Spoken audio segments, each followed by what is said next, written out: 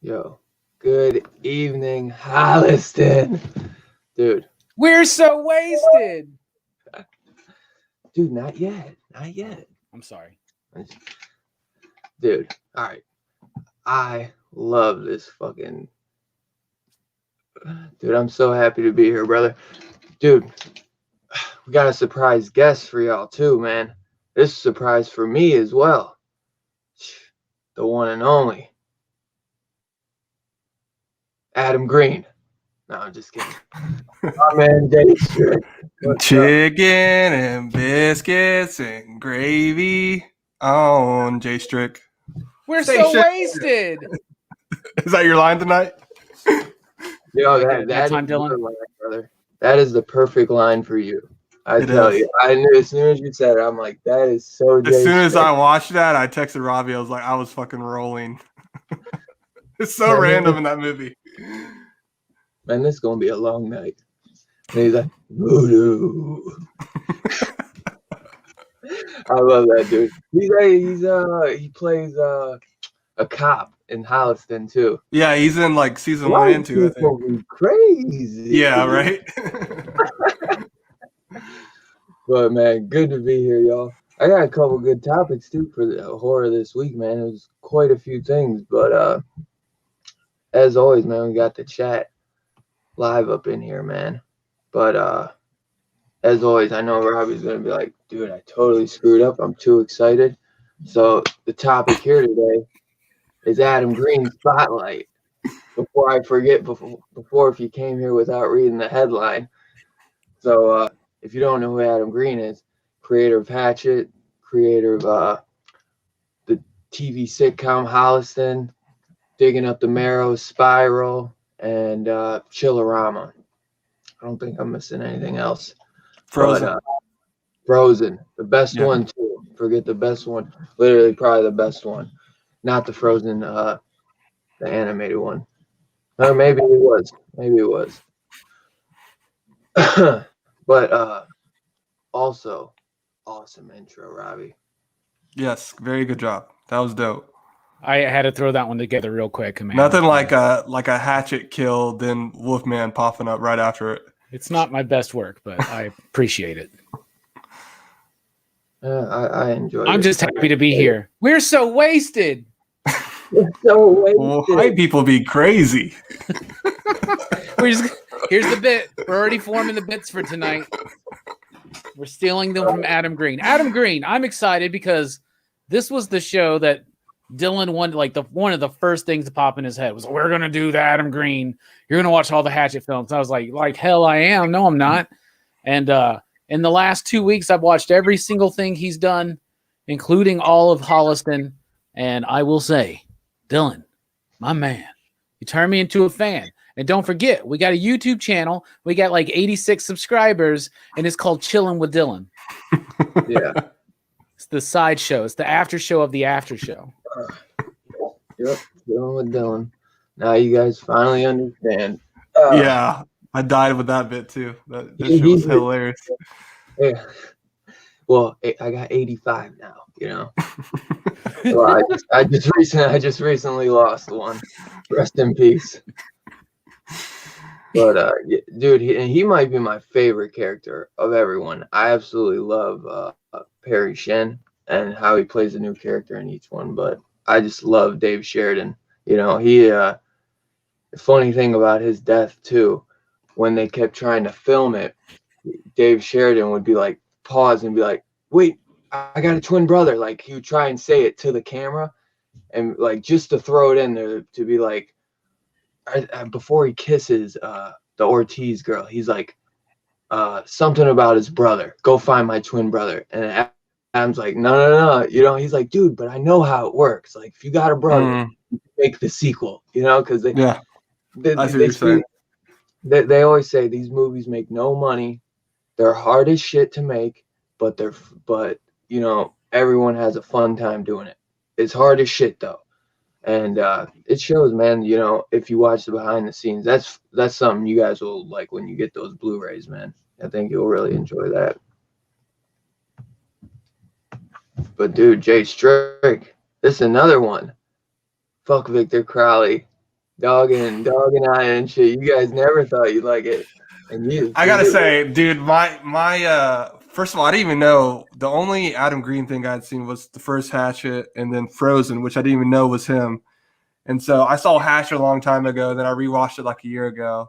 I just remember I just wasn't digging it. And then I watched Frozen over the shutdown, and I was like, this is freaking awesome. And then we started all talking about that was Adam Green. And I was like, he started rewatching the Hatchets preparing for this, and I was like, I'm going to give it another shot. And so I just binged the first 4 Hatchets all together, and I was like, okay, that was a fun watch. And everything else of that, dude, I'm like an Adam Green fan. Like I showed you right before the show, I ordered the Blu-ray signed by him, and I love Holliston. I don't think I dislike any of his movies. Now I could say probably some of them are fucking wilder than others, like Chillerama. Yeah. Like I was not prepared for that mentally. Nobody is, man. But he only had part in directing one skit in that. The rest are like buddies of his. But which one did he do? Diary of Anne Frankenstein. The black and white. Of course. It's funny too. They threw that on him because I guess I can't think of the guys' names. The one guy from Detroit who did Detroit Rock City. He looks just like Adam Green too, just older. It's killing me that I can't think of his name. But they already had the titles for like all 4 stories. They just could never like find the people, and they threw Adam Green. They're like, "You're doing that one," and he's like, "Why me?" And they're like, "Shit, because you're the only one that could figure out how to do it." And if you notice, Joel David Moore is never speaking German. He's just speaking gibberish. He's just like, He literally says the funniest shit. But that one, it's wild, bro. And the guy who did the drive-in stuff was Joe Lynch, his co-star on Holliston. Yeah. I heard you talk about him. Yeah, I'm impressed with both of their works, so I'm definitely gonna. He's got some good stuff. I wouldn't say as good as Adam Green, but I think he just hasn't had really the shot. He did a movie called Him with Stephen Yeun, which has a lot of. Also did Everly with can't think of her name. It's the really hot Spanish chick from Dusk Till Dawn who dances on the table. Yeah, thank you, boss. Dude, she's a dime. Yeah. So imagine her with some braids. Bro, I'll tell you who was a dime. Freaking Danielle Harris in season 2 of Holliston. Oh my God. This is too weird. This is too weird. We're so wasted. She's wearing the freaking suit from Halloween. That's the real suit too. I know, that's why I died. Like, oh my gosh. Then put on the mask. I love it, man. When just like every time he's like falling in love with her, she's just ganking something. But before we go fully in, man, Yeah. and do this deep dive, because I could talk all night, man. Talk about some horror news this week. So first thing I want to say is new horror movie came out. I mentioned it a couple weeks ago, The Wrong Turn, which actually Joe Yeah. Lynch directed Wrong Turn 2. This Did is he? nothing like, yeah. It's Cool. it's cool, but I mean it's Wrong Turn, so Yeah. he knows how to make it fun, but it's still Wrong Turn. But that movie is totally different. And like halfway through, I'm gonna tell you guys, you might not like it. Like a third of the way through, but pull through it, and it turns out to be really good. It has a turnaround like no other, and I was like, whoa. It totally doesn't go the way you think, but don't go in real high expectations. But it's going there like cool, reboot, fresh idea. Sure. I've been hearing a lot of divisiveness amongst horror fans since it came out. Okay. Yeah. Some So you're people gonna love have it, some people people hate who it. want, yeah, they want, that's not Wrong Turn. It's nothing. It's like it's a reboot, so it's not trying to be Wrong Turn.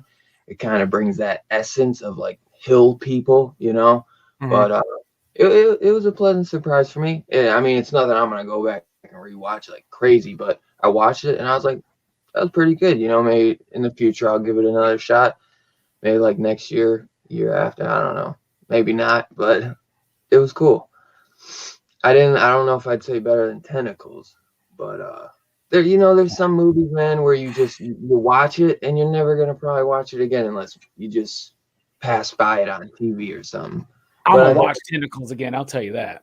yeah, that one is nuts. See, I like the old Wrong Turns, and I want to watch this new one. You two made me into snobs now with my movies though, because like I had the Wrong Turn movie Blu-ray in my hand at Walmart, and then I realized it didn't have any special features on it, so I put it back. I hate that. Hey, I want my special features too. But thing is, man, it's like the first three, bro. I had this one guy watching. He's like, it was hard to get through four, 5, and 6. So one to three, and Oh I wow, prefer, I only seen the first three. I didn't know there were yeah, six. Good there's lord. 6, bro. The one he told me, like this guy, he reviewed them all for the reboot coming in. He said 6, man, was like, he's like, I think Pornhub must directed this movie or had where it was the production company behind it. 'Cause you know what I'm saying? It's that type of shit. He's like, he was literally saying, he's like, I can do more for you, YouTube. I can do better reviews than this. He's like, I'm better than Wrong Turn 6. I shouldn't be reviewing this. That's just how funny and bad I guess it was. But yeah. Also, Creepshow 2, Creepshow Season 2, the Shudder series, April 1st, which if I don't know if the trailer's on YouTube, it probably would be, but I'm actually excited for that. Season 1 wasn't like insanely, hyping me up. It was good, but the episodes felt a little short. And I think I told Robbie that before. But it's still fun, and I'm excited to see what they do. Because there was a cool one. It was like the cover said Mummy versus, I think it was the creature versus the mummy. And they show the creature for a second, and he looks really cool. Kind of a mix between Monster Squad and the OG look, like the face, like an updated Monster Interesting. Squad face with, kind of the sharp teeth. So, Greg and Taro on that, I'm excited for it. So, Hell yeah, man. yeah, I don't know. You watch season 1 at all? None of you? Nah, man. It's a Shudder exclusive. I got so, Shudder. I might watch it. Yeah, check it out, bro. There's I think it's like season 1, and then there was a Christmas episode 2, which was pretty good too. But I'm hoping season 2 kind of ups the ante and learns from the mistakes of season 1, because it was pretty popular, but that's nostalgia. People were nostalgic on it, obviously, and I think that people did, expect a little bit more, but there's really cool practical effects in it, It's just if you watch it, you're just gonna be like, because they put 2 episodes in 40 minutes, and so you're getting like 20-minute episodes, which is fine. That's right. You feel like if you extended them a little bit more, they'd have been perfect. Like they just felt cut a little bit quick, and Right. they're good where it's like you want more. So I mean that's good, but yeah. Another franchise, Jeepers Creepers, Reborn, new creative team and new director and everything supposed to be coming on this. Supposed to be kicking that old guy out, Victor, whatever. So it's a And reboot? I believe it's a reboot. From what I heard, Okay. it doesn't seem to be a sequel because I guess people weren't really feeling what the other guy was going towards anyways with Victor or Jeepers Creepers 3. Yeah. So I'd be cool with a reboot. I mean, the thing is, like, each sequel can feel like a reboot anyways because it's like 23 years later, whole new cast. Yeah. I didn't mind where they were going because they were kind of in 3, how they ended it. They were kind of tying 2 and 1 together, and then they were bringing back the sister from part 1. So I didn't mind that, but I'm just cool with getting Jeepers Creepers, man, because I'm actually a big fan of that. So I was really sad to think that I'm like, dude, this dude's never gonna get a movie, because I thought, we haven't gotten a lot of horror icons, but Jeepers Creepers is definitely one of them. I'd say him and Victor Crowley in the 2000s. For more modern stuff, yeah. Yeah, because after 80s and 90s, you don't really get much after Freddy, Jason, and Leatherface and Leprechaun and stuff like that. But yeah, I think those are pretty fun ones. Yeah, I like the first 2 Jeepers Creepers. I never saw 3. You said there was a 3rd one? Yeah, there's a 3rd one. It's the worst. I guess the director had a lot of problems getting it out. It was in theaters for like a day. Then it was on like the Sci-Fi Channel. It was weird, but it's worth the watch. It's cool to see how he ends up connecting like 1 and 2 with it. The bummer is that you're not gonna see where that's going. At least I don't think. You could kind of play it in and do something similar, but do their own thing. So yeah, we'll see. But another thing, what was it? I don't know if I mentioned it. Scream Factory. It's got 2 titles. 1,000 print run. Getting close to being running out. Only 1,000 print run. So, but they're Corman flicks. So if you're not a Corman fan, you might not be into it. Twice Dead is one of them, and A Terror Within double feature 1 and 2. I think I mentioned it because Arlie Hermy is in A Terror Within Part 2. So just a fun one if you want something and don't want to have to track it down for like $100 on eBay. And then the last thing I got is, I think NECA's doing an American Werewolf in London NECA figure. They just dropped that like last night on their page. And that will be sick, bro. I've never seen them do a werewolf, so. And it's like I showed you the picture, Robbie. It's him like on all 4s. So the Ruth Baker werewolf. That would be cool to have. So you know it, man. But yeah, that's all I got for the news. It's a little bit more than usual, but I just jotted some things down, and usually we only have 1 or 2 things to talk about. So I got a few things. Well done, Dylan. Well done. Thanks for the horror news. I didn't know. Station. 69, dude. 69 dudes. We're so wasted. We're so wasted. Anything you want to chime in, or did I cover it basically? You got it, man. Cool. I can't top it. Cool. So you want to dig in? Because with you, I know there's a lot. Yeah, that's what I'm saying. So let's get her going, man. Let's do it, ladies and gentlemen. Let's get it going. So his Adam Green's feature debut would have been Hatchet.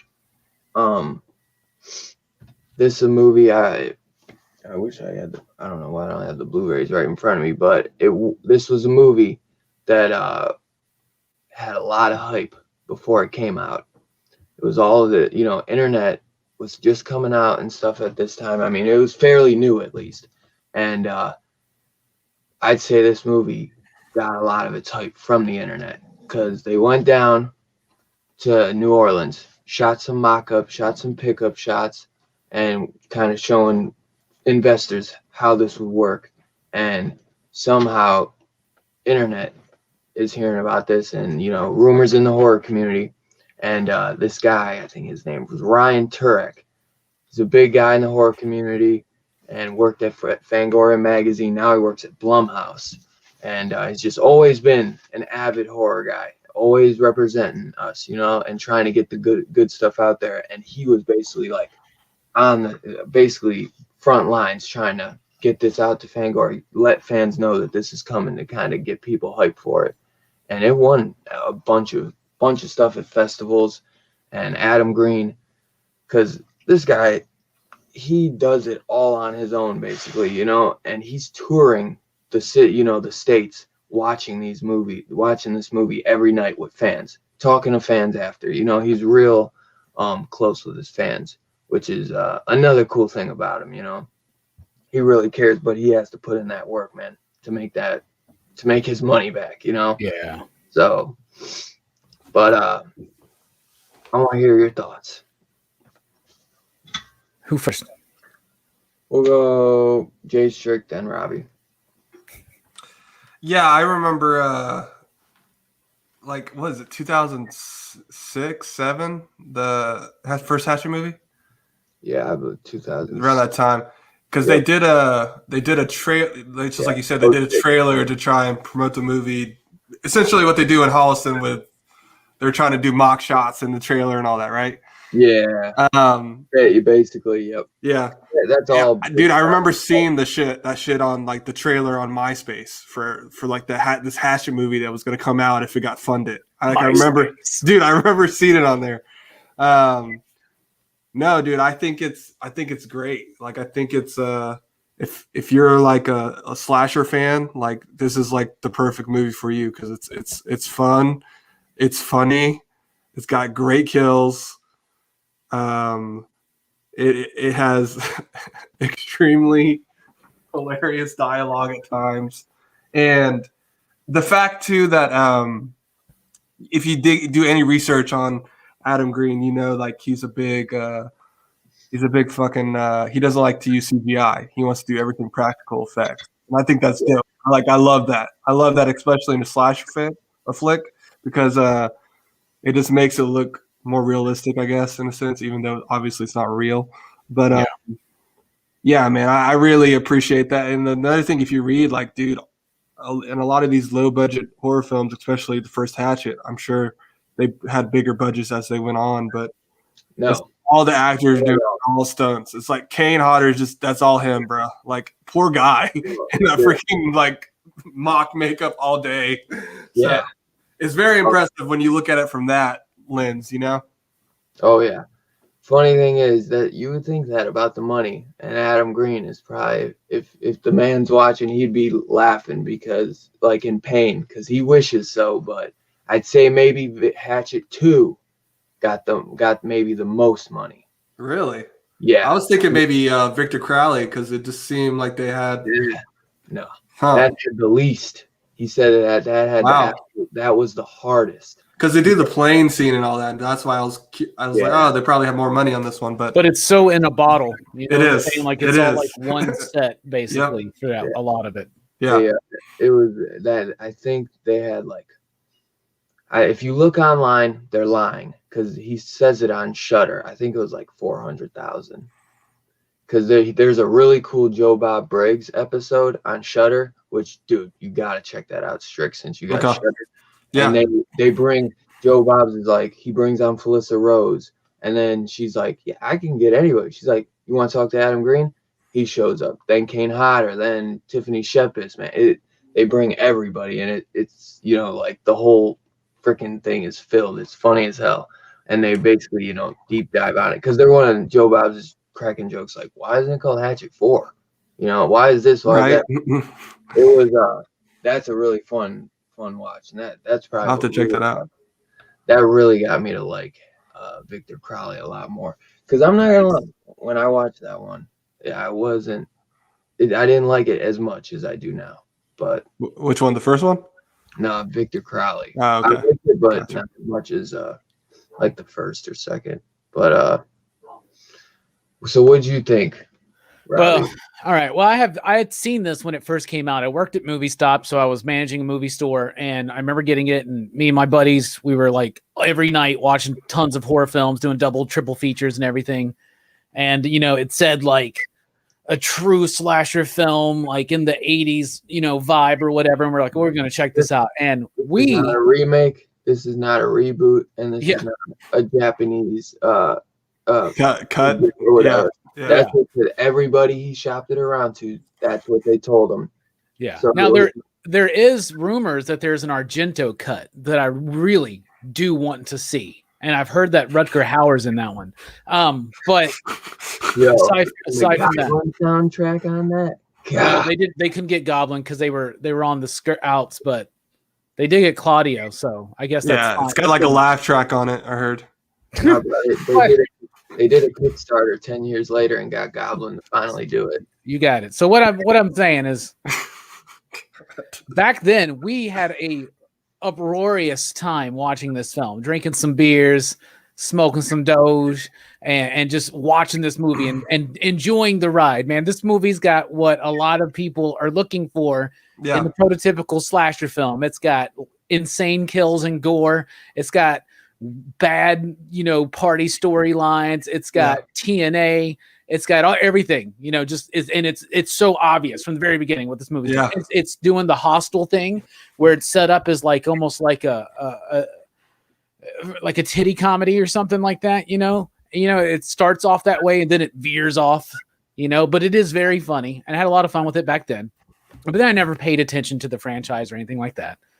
And then revisiting it, it was just as fun, like watching it alone as it was with watching a bunch of your friends hanging out for a night. So I had a lot of fun with this movie. I love the amount of respect that Adam Green has to the techniques and the history and the legacy of the great horror movies and slasher films that led up to Hatchet. You know, and I love that it's great because in this one movie, you've got Robert Englund, Tony Todd, Kane Hodder. I mean, there you go. So I loved it. I had a lot of fun with it. I'm glad, bro. I'm really glad you guys had fun, man, because I don't want to say I don't think I have bad taste in movies. I might have obscure. You have questionable taste sometimes, Dylan. Exactly. Yeah, I'm not gonna lie. But don't we all? We all get blinded by nostalgia. Yeah, Blinded by nostalgia. but That's how it goes. there's just something I respect about, you know, somebody being a fan that loves the genre as much as I do, as much as you do, you know, and you know, he really wants, you know, to have fun, but he wants to do what needs to be done and get a good story out there and have fun. This is a roller coaster ride where Victor Crowley is always scary, but in between there's that levity. So you're on a roller coaster, you're laughing, you're scared shitless, you're you know, laughing again. Like that stuff's legitimately creepy out there in the swamp, you know, and Right? and then the first character that dude plays where he's like, you know, this Asian dude who's like American, but he's pretending to be from New Orleans, and like it's just really weird. And why does he have an Asian accent, but his brother doesn't have one? Yeah, and what a crazy bits of characters. He doesn't actually have an Asian accent though. Like he also has a regular accent, right? He like has Does he? 3 or 4 different accents. Okay. I remember his like New Orleans one and the Asian one. Yeah. But I don't know. Raw food shit. Oh, don't mind him. That's just old. That's all Cracker. John Cracker. He drinks his own piss. Oh my god. I That love shit had me rolling, And then bro. you got the two girls that are there with the dude who's obviously yeah. scamming them. They think they're Yeah. going to be in some kind of video or whatever, and the main character who's in most of these films, right? And a lot of Green's work. I can't remember his name. It's JP from Grandma's Boy. It's right here. Joel David Moore. I'll tell you what. After watching, and I'm sure we're about to start talking about Spiral, but watching this movie and then comparing his performance in Spiral, like this dude can act. Yeah, this dude can do. I was thinking about that too because I was like, he's in dodgeball. He's like one of the guys on the dodgeball team, and he's in freaking Avatar. I forgot he was in that because I was just like looking up all his. I was like, he's got a range of movies he plays in. Good for him. Yep. Because I always just remembered him as the guy from Grandma's Boy. Yeah, I know him from a lot. He's in this other shark movie I like that I was just showing out, Shark Night. So he's in a lot, man. He plays that kind of goofy comedic guy, but it's cool to see in this that he plays the main character, and he's kind of just a regular dude, just on his down and out. Yeah. It's a little swingers, right? Because he's trying to get over like this breakup, and his buddies took him down to New Orleans, and he just wants to go on this lame swamp tour. Yeah, and he brings his other friend along, and he's just like, "Oh man, he's pretty funny." That's by the way is what it's like going out with Jelani. Just so you know. Yeah, Jelani would be hiding in the tree like that too. So would I. That guy he should have never come down off that tree. Dude, it's classic too, because like, oh man, I'm just replaying it in my brain because like. They're trying to get out, and then they just run back in circles, and they end up right in front of the house. And I'm like, that's just a classic horror trope, and I love that it happened. Yeah. Because they got to get to the road that's past the house. And so, dude, I agree with you. Victor Crowley, I think it's like a simple concept. It's just kind of like a Southern Bayou origin horror story of this deformed character. But it's wild, and I like it. It has some of the best kills of a modern horror film. It's something I was that I've seen in a long time. Like I was like, oh god, oh. Before I forget, that's freaking. Oh my god, how did I just forget his name, dude? Before I forget, I know. I'm looking at it, dude. Oh my god, dude, why is it killing me for that? Where is it? I got it. Dude, that pisses me off. It's the 3-letter name, bro. He just died, like recently. The big guy who does all the practical effects. Orson David Wells, John Carl Beekler. Wow, like that is killing me, bro. My mind just went blank. Oh my god, I hate when it does that. Don't do drugs, kids. Yeah, but John Carl Beekler, man, like plays Cracker Jack, and he's the one he set up the effects for Victor Crowley, you know, and really magical media something. But that's a good man. I mean, that's another big name right there. You got, you know, Robert Englund, Tony Todd, Kane Hodder, and then you got the practical effects being done by the legend John Carl Beekler. Like that's something, you know, like that's some serious business. And they were gonna get Danielle Harris. She interviewed for Hatchet 1, but something about they thought that was too much star power, and that you know, kind of trying too hard, like with all these big names. Even though Robert Englund's only in it for a minute, Tony Todd's only in part 1 for a minute, and he had to promise, you know, Tony, like, hey, this is very small, but I have something big for you, and what we know Hatchet do, you know. So you know, Tony went on a limb for that, you know, for a nobody at the time. Yeah, man, I love seeing Kane Hodder.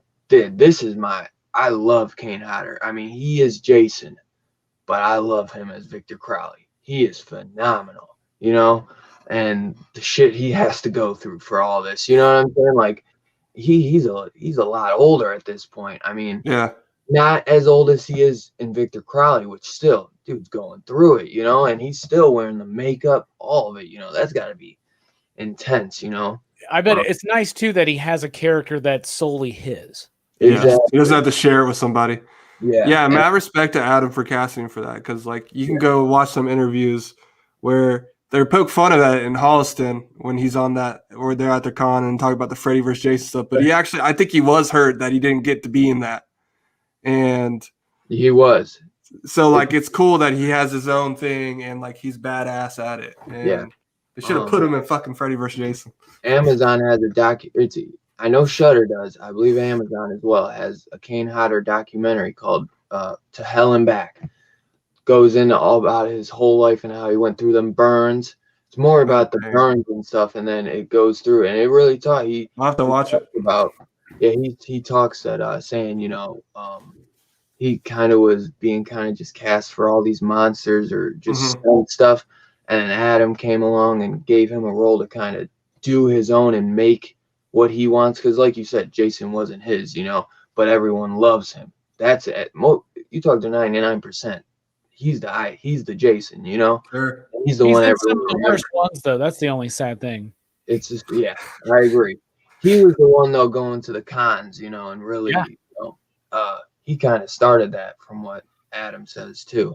But it's good that he deserves to make this his own character, and it spawned off. He plays Victor Crowley's father. He gets to cry in this. He doesn't. So Adam Green, really gave him a shot because he believed that that Kane is an actor.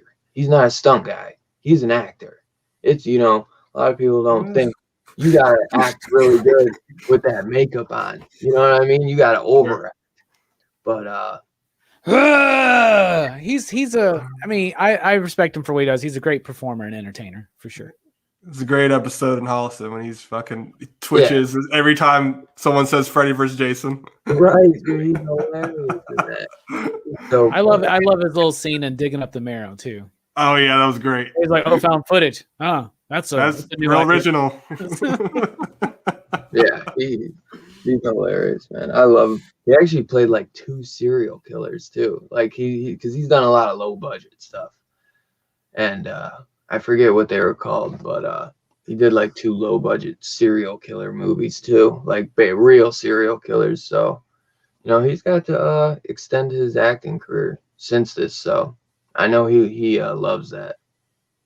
Because most people don't even know you behind the mask. There's a good amount of people too that don't even know who is behind the mask of Jason. Some people are just like, oh, they changed that guy.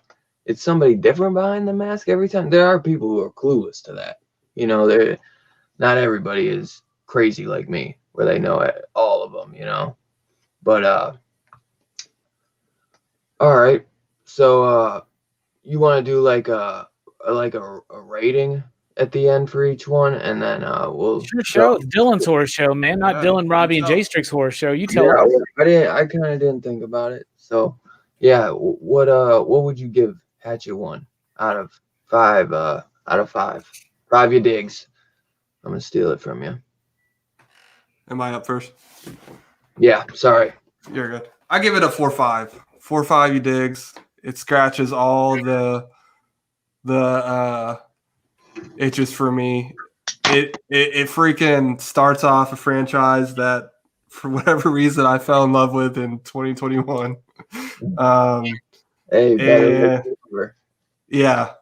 And hilarious moments, awesome kills, all-star horror lineup with some of you got Tony Todd, Kane Hodder, all these names we mentioned. I will say this is the last thing I say, and then we'll go to Robbie.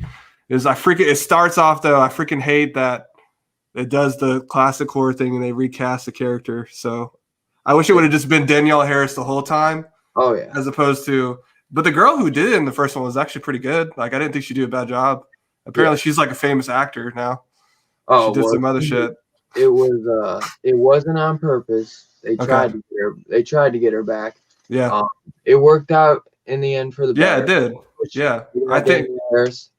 When I think Mary Beth now, I think Danielle Harris. Exactly. Yeah. So she wanted more money, I believe. Her agent was trying to get more money, and they like I said before, nobody makes money on these movies. It's for the horror fans. It's for the genre, and I give them mad respect for that because I love these movies, dude. I love Yeah, them.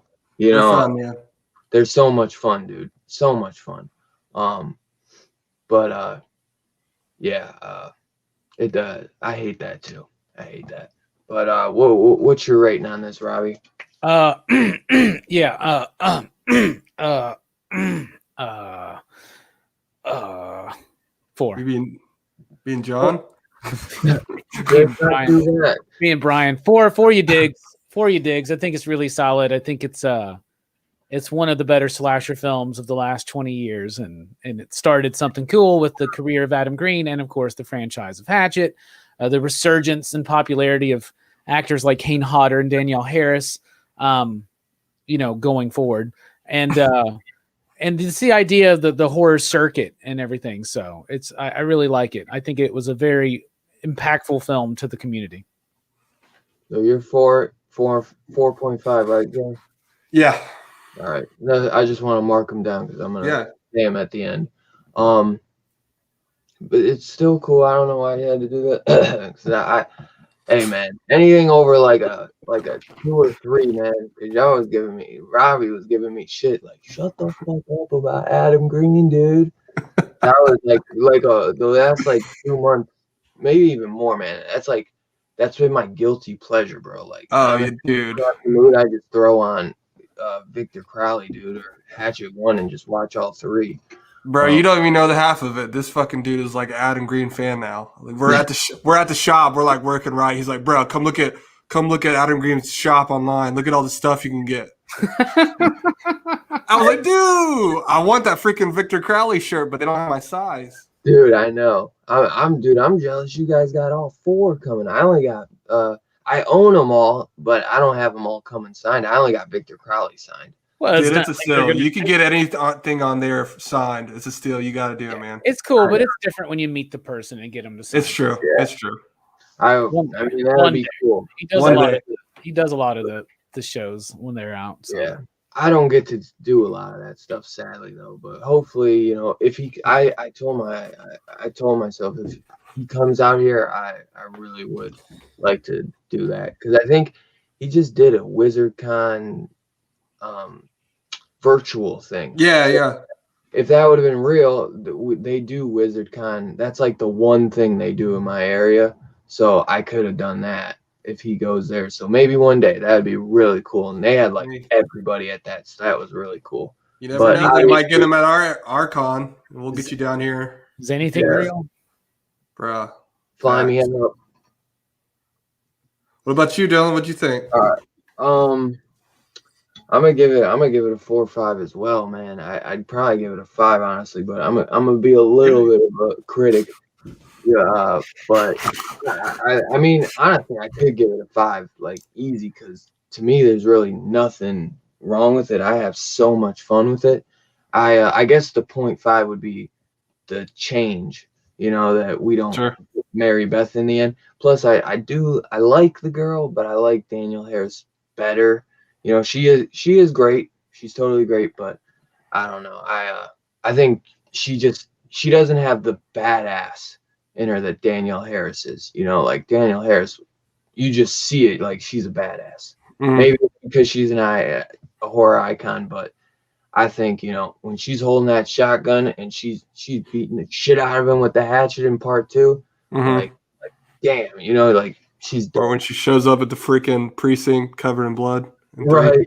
Yeah. You guys coming here with a fucking scalp in your head. I love that getting that. But yeah, man, I have so much fun in this. One guy we didn't even mention is what was his name? The black comedic character. His friend. He is, he is absolutely hilarious. And one thing about Adam Green is he kind of Dion Richmond, I believe. Dion Richmond, yeah, plays Marcus in Hatchet. He a lot of times when he's writing, he kind of already has who in mind for the script or for the character. So sometimes he doesn't, but a lot of times he has it, but he not always. I think he said he always does end up getting who he wanted. Yeah. But Dion he's like, I didn't even look for nobody. I just called. Nice. I got in touch with Dion, so that's cool. But 4 or 5 on this. Let's get the Spiral because we're already for it. We would have just talked like 30 minutes just on that. All right, so Spiral.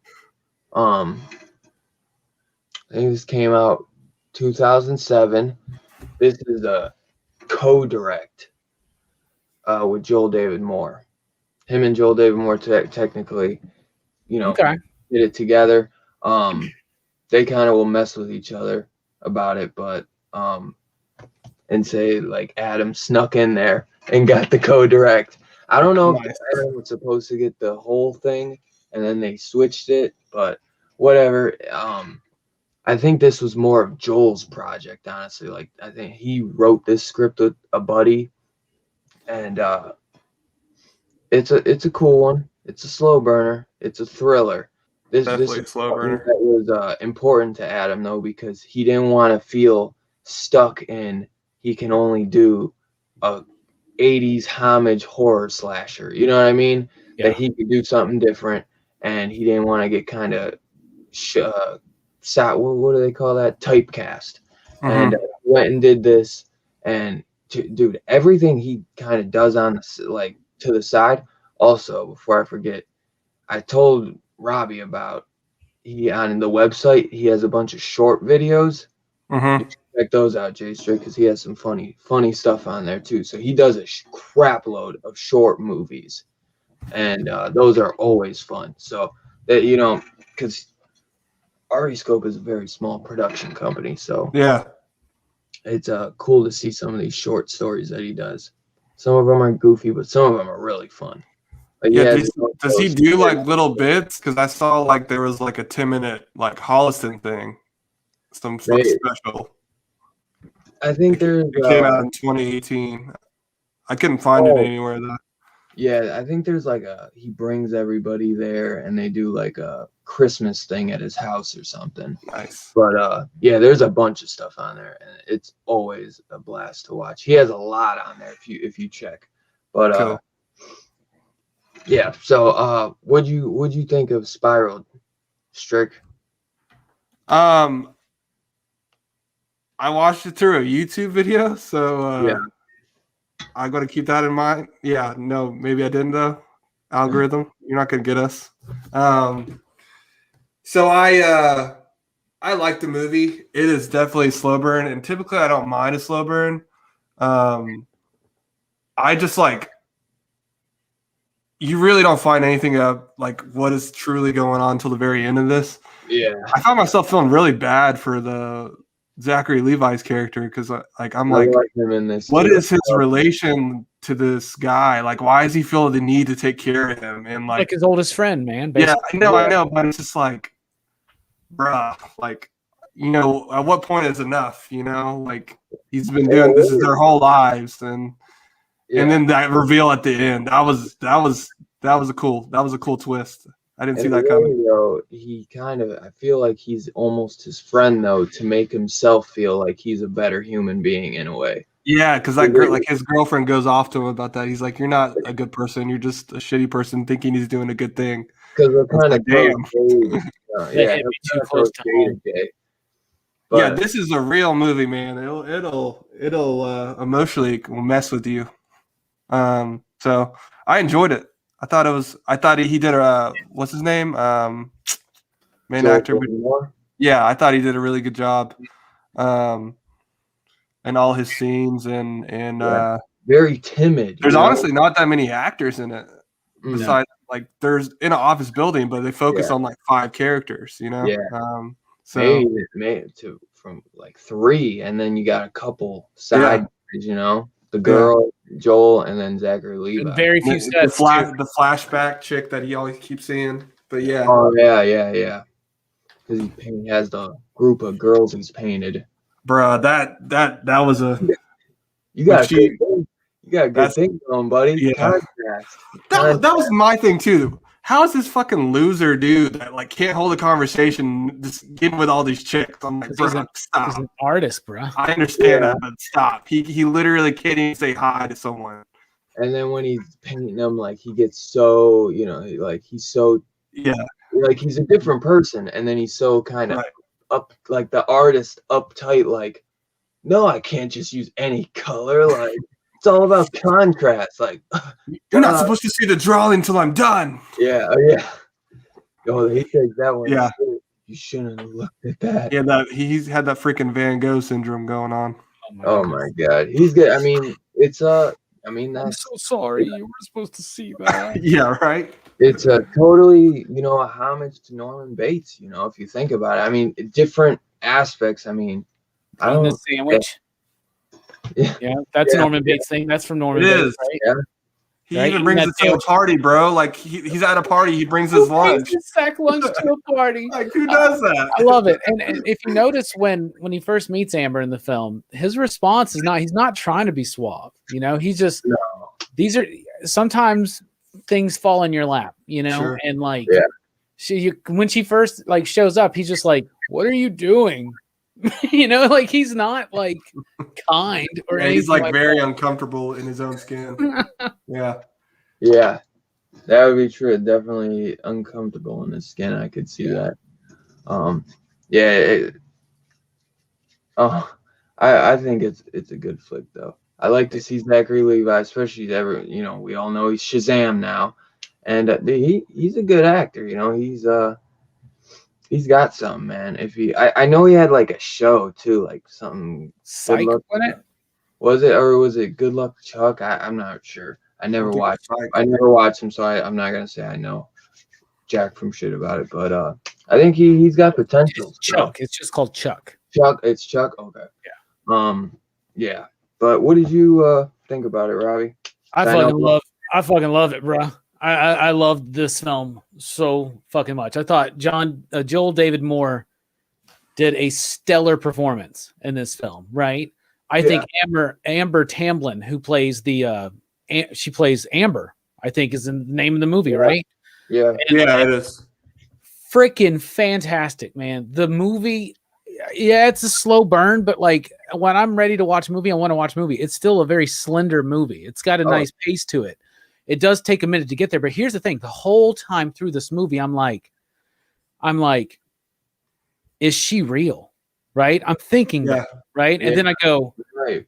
She's real. I bet his friend Zachary Levi is playing is not real. So I kept having this idea that some part of this was all like in his head, right? And then when they go to the movie theater and she's there and the guy goes, just the one? And he goes, no, two. That's when I was like, oh, she's not real. I was like, but I bet she is real. And then my very first initial thing was that there was still a body in that room, which obviously I was thinking, because he gets rid of it, right? Yeah. He gets rid of a body, something, right? But they don't reveal what's going on. But right, like I had this idea that I thought it'd been wild if she was the one, like she wasn't real the first time, but now she shows up again. Like, so I thought that it would be this psychological like circle that he keeps going through. Yeah. And when they did that reveal, I was like, this doesn't feel right with how much is left in this movie. Right. And I really think that this is real. And then, they do that reveal and I was just like, yes, I loved it. I thought it was incredibly psychological because at first you find yourself, even though you don't trust this dude, you also don't trust this chick. No. Okay. You don't trust either of them. You don't trust his friend because all of them are kind of, they seem weird. Like there's a secrecy about them and who their motivations and what they're trying to do. Like, so, and then the idea of the art and the jazz, so incredibly well done. Out of all of these films, I found it to be by far the most nuanced of all the stuff that we're going to be talking about tonight. And I loved every film that we were watching, but it ain't Chillerama. You know what I'm saying? So I fucking loved. It's no Wadzilla. I fucking love Spiral, bro. It's on Amazon to purchase. Pretty cheap. I believe maybe $12, 12, 13. Yeah. You can't like stream it there though, but you can buy it. So yeah. It's worth the pickup, man, because like physically, you can buy it physically. They'll mail it to you. Yeah, that's what I meant. Thank you. It usually only takes a couple days, y'all. You should get physical media on anything that you love. Without a doubt, it's high. It's sold that's out the PSA provided to you by Dylan's Horror Show. It's sold out on Adam Green's website. It is. I think. Yeah. It's gonna get him to sign it. Yeah. But yeah, I love this movie as well. It's a slow burn, like we've said, but I'm intrigued entirely through just from the way it starts with this crazy call, and he's crying. Man, just well, get your inhaler. You're gonna take a puff, and you're gonna go to bed. Yeah. And I'm gonna go to bed. But I absolutely love this movie. I think Joel David Moore, embodies what Anthony Hitchcock was trying to do with Psycho. I think he's Alfred more Hitchcock.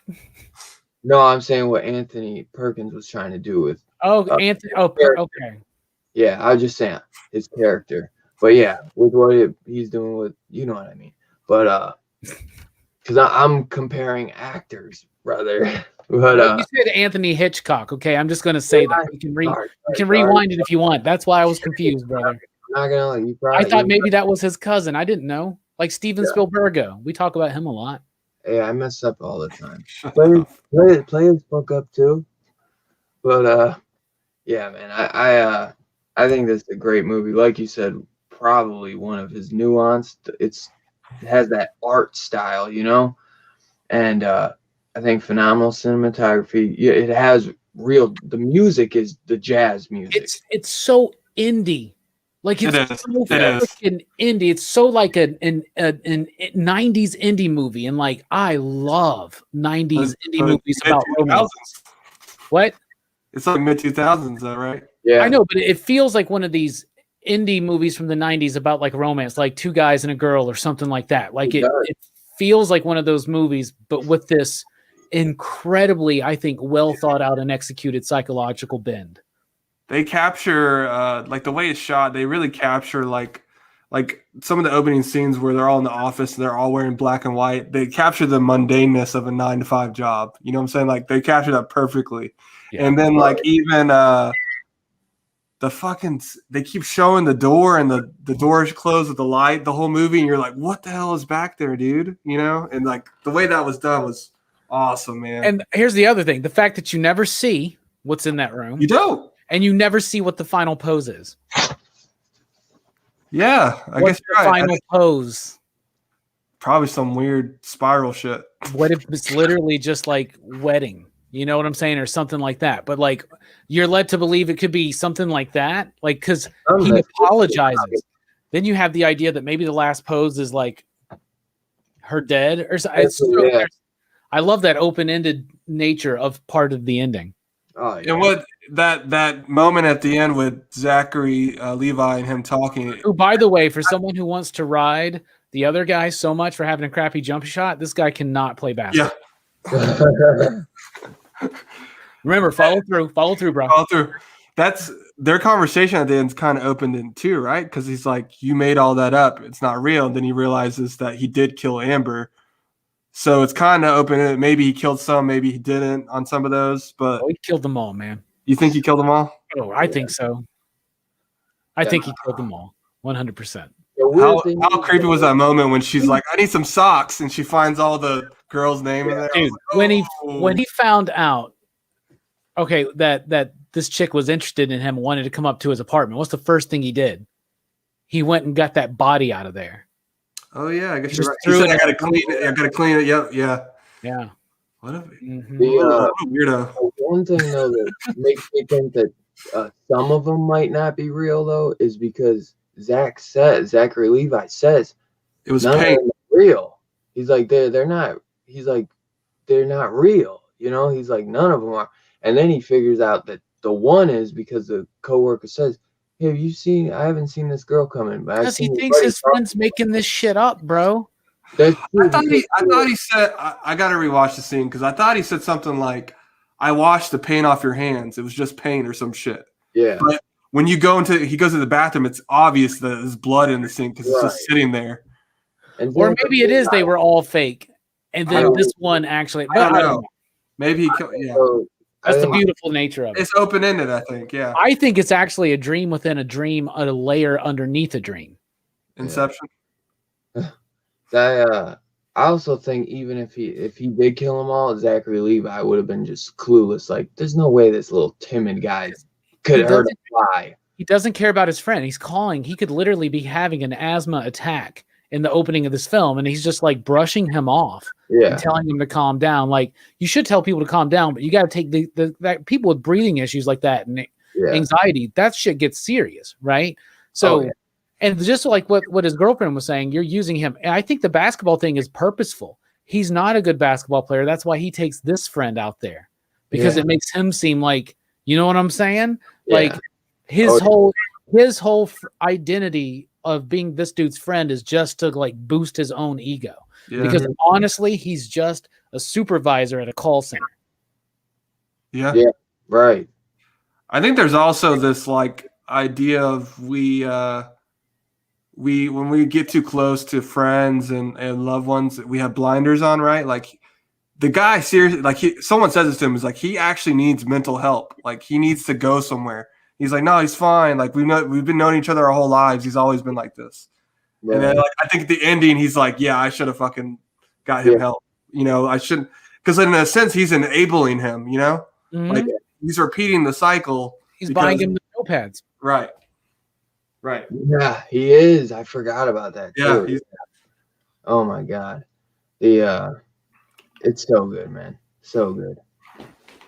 And it's one too where I'd say you probably pick up on little nuances each time you watch it. You know, I mean, I'm sure there's more in there. You know, it's I've watched it a few times, but not a lot. I haven't watched it a lot because it's one I kind of want to keep it fresh and not watch it too much because it's just so good. I don't ever want to not feel sick of it. You know, but it's a rather sensual film at times too, which is odd. Yeah, because of the jazz and the painting and everything, but not in a like in an exploitative way or anything like that. Yeah, it's very unique, and you want to rate it real quick? Yep. Real quick, so we can move on. Yes, sir. My thoughts exactly. I would give it a 4. I really like the movie. I could see myself watching it again. I would own it. I'd probably get Adam Green to sign it. Bruh. I'm gonna I think it's Tamblyn to sign it. That's what I'm gonna do. I think it's beautifully shot too, like we said. Yeah, I do like what Robbie was saying about the like a 90s kind of captures that feel, and just like I don't think they ever say where they're at, but I got to get the sense maybe they're in like Seattle because it's like raining all the time, you know. Do they say where they're at? I don't know. I want to say you might be right about it. It's that eerie, it's cloud, dark. It's kind of dark the whole movie, so I enjoyed that aspect of it. So I give it a 4. 4 you digs. Cool. What would you give it, Robbie? 5. Yeah. 5 you digs. Perfect score. I think this. No, I'm serious. I love this film. I think it's incredibly well done. It's no Lost Boys. The music. It's a different film. It's a different type of a film. I think that this is. I am really disappointed. I have never seen this film because I think this is a film that we should be talking about because it's got great. It's got whatever. If you just want to focus on the twist, it's got a great twist, right? But it's just an incredibly well executed pace to get to there. And we haven't really said enough about Amber Tamblyn in this film. She is adorable, and her performance is incredibly endearing and charming. And you immediately kind of like in a 90s indie film that you want it to happen for them, you know, and then it just takes a turn. Yeah. 5 you digs. Nice, man. Movie's called Spiral. Yeah. Yeah, I think a movie suffers from obviously it's low budget, and then maybe the time. I don't know about the timing of the year it was. I don't think that plays a factor, but the name. If you Google Spiral, there's like 8 movies that are Spiral. You know what I'm saying? This is one of Adam Green's curses. Is that he makes a movie that's really fucking good, and then somebody else comes up and makes Frozen. We're not talking about the fucking Disney movie. Yeah. You know? No, like if you Google IMDb right now and type in Spiral, There's can't like find 2 it. other movies. Yeah, you have to go to I'm going to Adam Green's page and going to Spiral through Because his. the new Saw film is called Spiral. Exactly. And then I didn't know that. there's like 1 or 2 other films called Spiral too. Yeah, He was just there's like a TV show called Spiral. I don't know what the fuck it's Yeah. about. he when Corona first hit, he was doing like a Corona apocalypse, and he was watching all of his movies with the fans, and he said he's like, it's literally my curse that in life, man, a movie I make that is so good and loved by the fans, you know, because I'd say Frozen is one of his most popular. People recognize him and be like, wow, he can really direct. He's not just, you know, a 80s slasher guy. And Spiral shows that as well. I mean, Spiral shows that he could do this, and then Frozen as well, you know. And I give it a 5 as well. But yeah, he said he was joking like, now Spiral's coming to Saw, you know. He's like, so no one's ever gonna see my movie. But it can get thrown in the trenches. But I give it a 5. It just like we're talking, man. It can have so many different endings. It's all on your perception, what you take from the movie, and I absolutely love movies like that. I adore it where you can talk about this movie all day and night because nobody is right or wrong. It's what you take from it. Yeah, and sure. It just like Robbie said, it is a straight up indie film, you know, and it's an indie art film in a way, you know. It is. It's a beautiful thriller, and I love it, man. And I just think it's a great movie. So, yeah. Show me Spiral. No, the real Spiral. Perfection.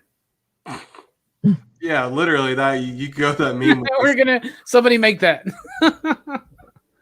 Anyway, hell yeah. So, funny thing is, I was on his Wikipedia page, and it said he had Green was commissioned to write a screenplay for an animated Aquaman film, but I know, man. Not produced by Warner Brothers.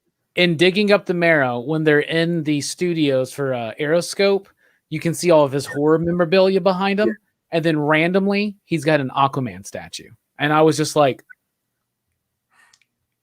I love this man. What's up, TSG? Hey. I always got an Aquaman within reach. Hey, there's one right there. Here's another. I got Aquaman all over the fucking place. You love him. You guys know, I'm trying to think of what his character is. The guy in season 2 of Holliston who comes in and he's got the weird like New Jersey accent and he's trying to. Oh yeah.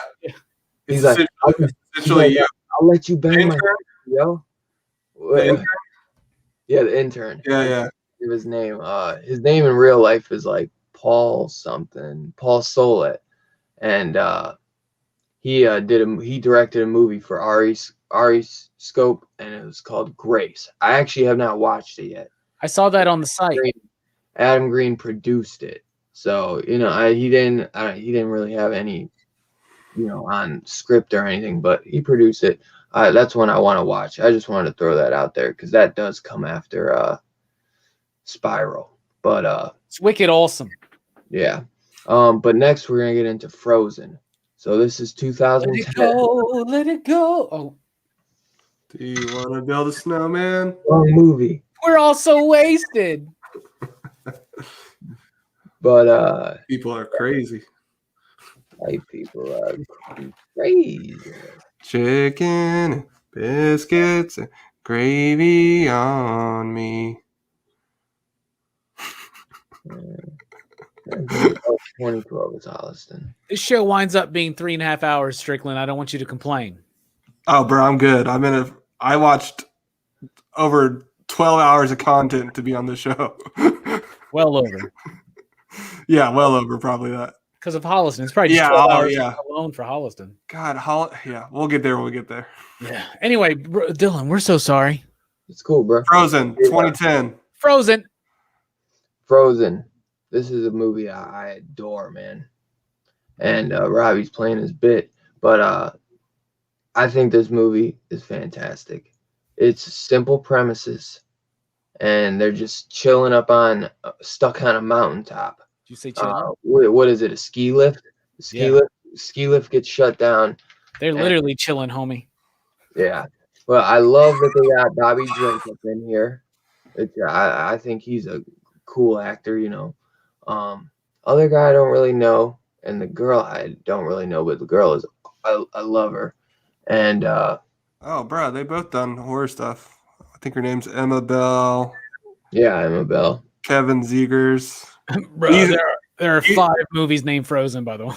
He's the other guy, the Kevin guy. He's like he's a main villain on The Walking Dead.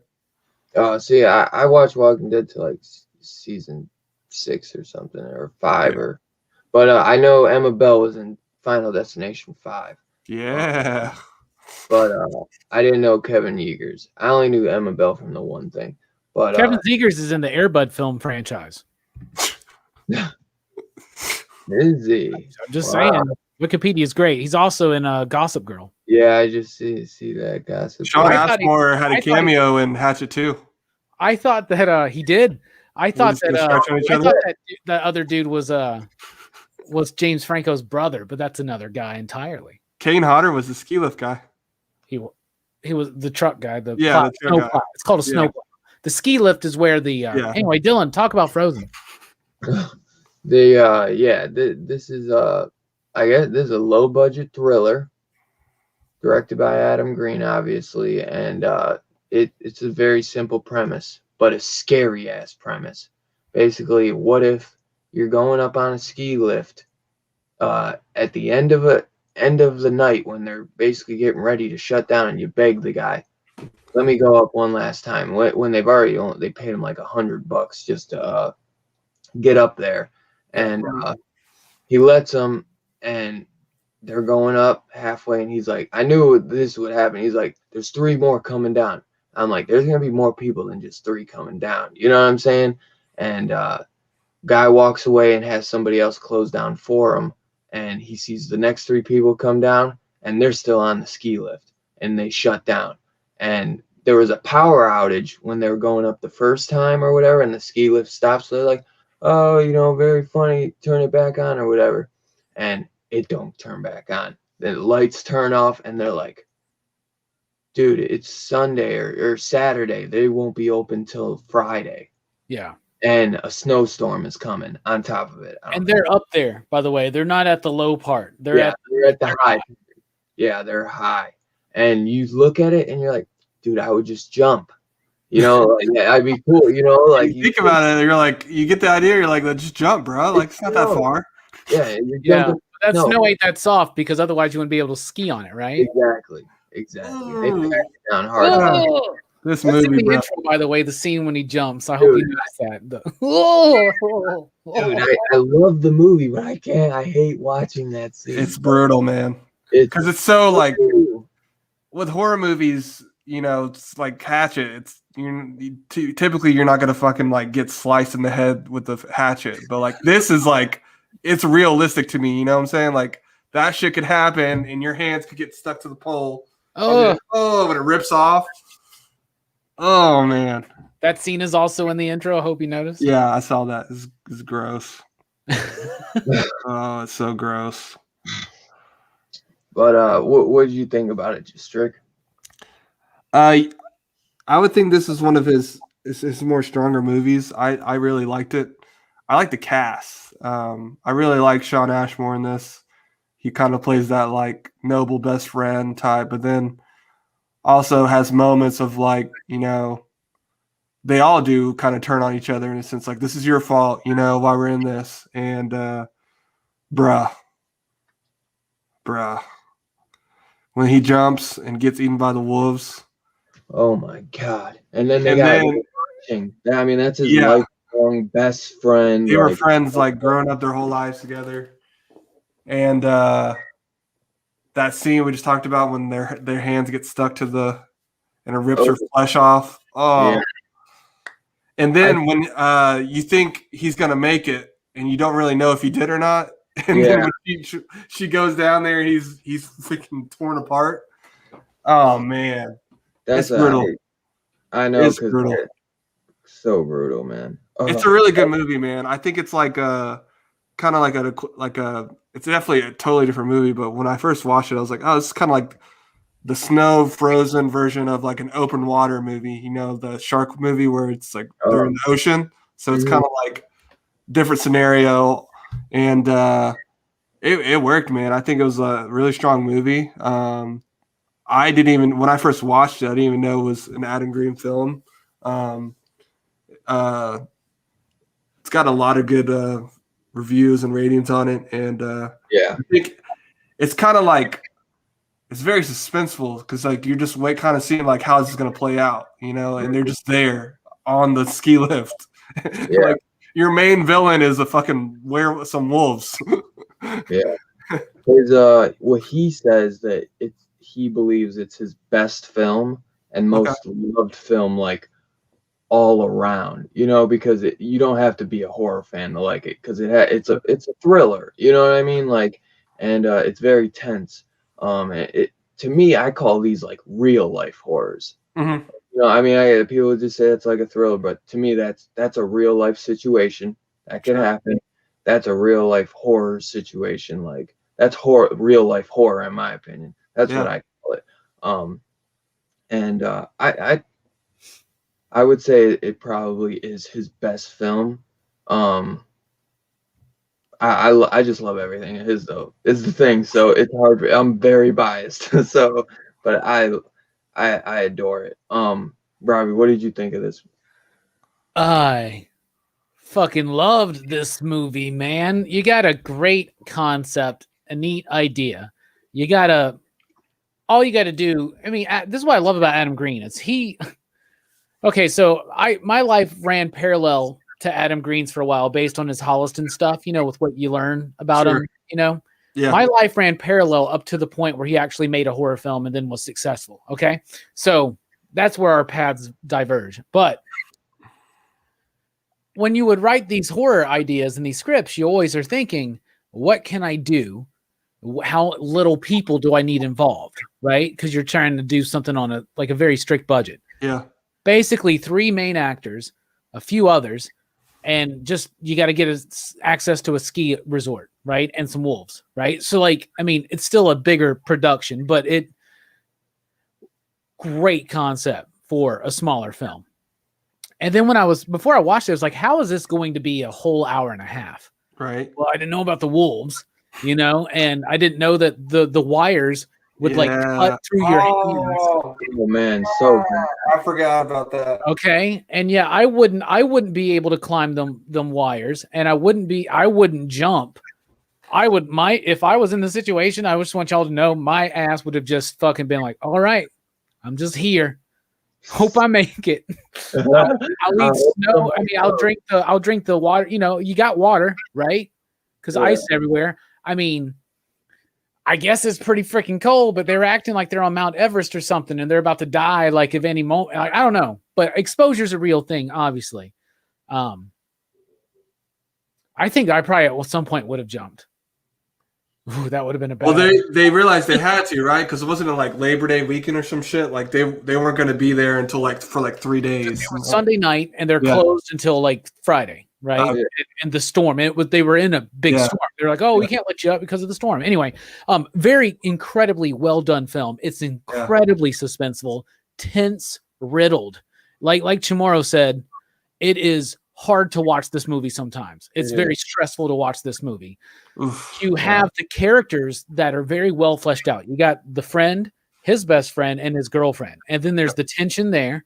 Okay. Yeah. And then that blossoms into a lot of the drama that gets filled into this, when obviously it's the boyfriend, spoilers, that dies first. And that scene when he dies and they're having to listen to it, and he's like, don't make her watch, don't let her watch. And it's incredibly freaking well done. It is hard to watch because it's also a lot of times we watch these movies like Hatchet. There's horrible murder that happens in this movie, right? But we don't really care because it's so exuberant and fun and ridiculous. But in a movie like this, it's fucking sad, bro. It was very sad. And so like it just pains you. And it's such just a and I'm just glad that one of them fucking made it. Anyway, I really like this film, Dylan. a lot. It was my Sunday morning smoke a bowl and watch a movie of this last week, and I could not be enjoying the Sunday morning routine more. I'll tell you. Yeah, it's a good one to watch, no doubt. The funny thing is, they show like the news report on the TV when Danielle Harris goes back to Tony Todd's voodoo shop in part 2. It'll show like a little TV, and it'll show like Jay Straight pointed it out to me. Yeah. Bro, I love stuff like that in movies. I love the little things that stretch over all the franchise and crossovers, and I love it all, man. I want to see. I love that. Holliston. Do what? I said I want to see a Jay and Silent Bob in Holliston. Bruh, I agree. Yep. I love that he uses a lot of the same people in his stuff. You know what I'm saying? Yeah. Even if it's like a small role. I love all those guys. Like everyone he's ever had in his films basically is in Holliston at some point, you know? Right. Yeah.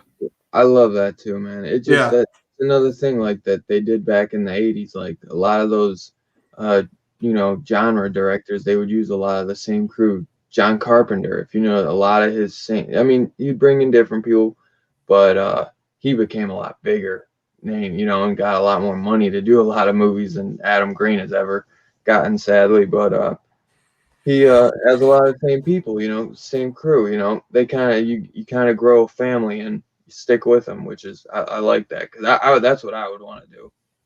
But I think this movie's phenomenal. I think it's freaking hard to watch at times. Like hard to take your eyes off, but hard to watch at times. That's how good it is.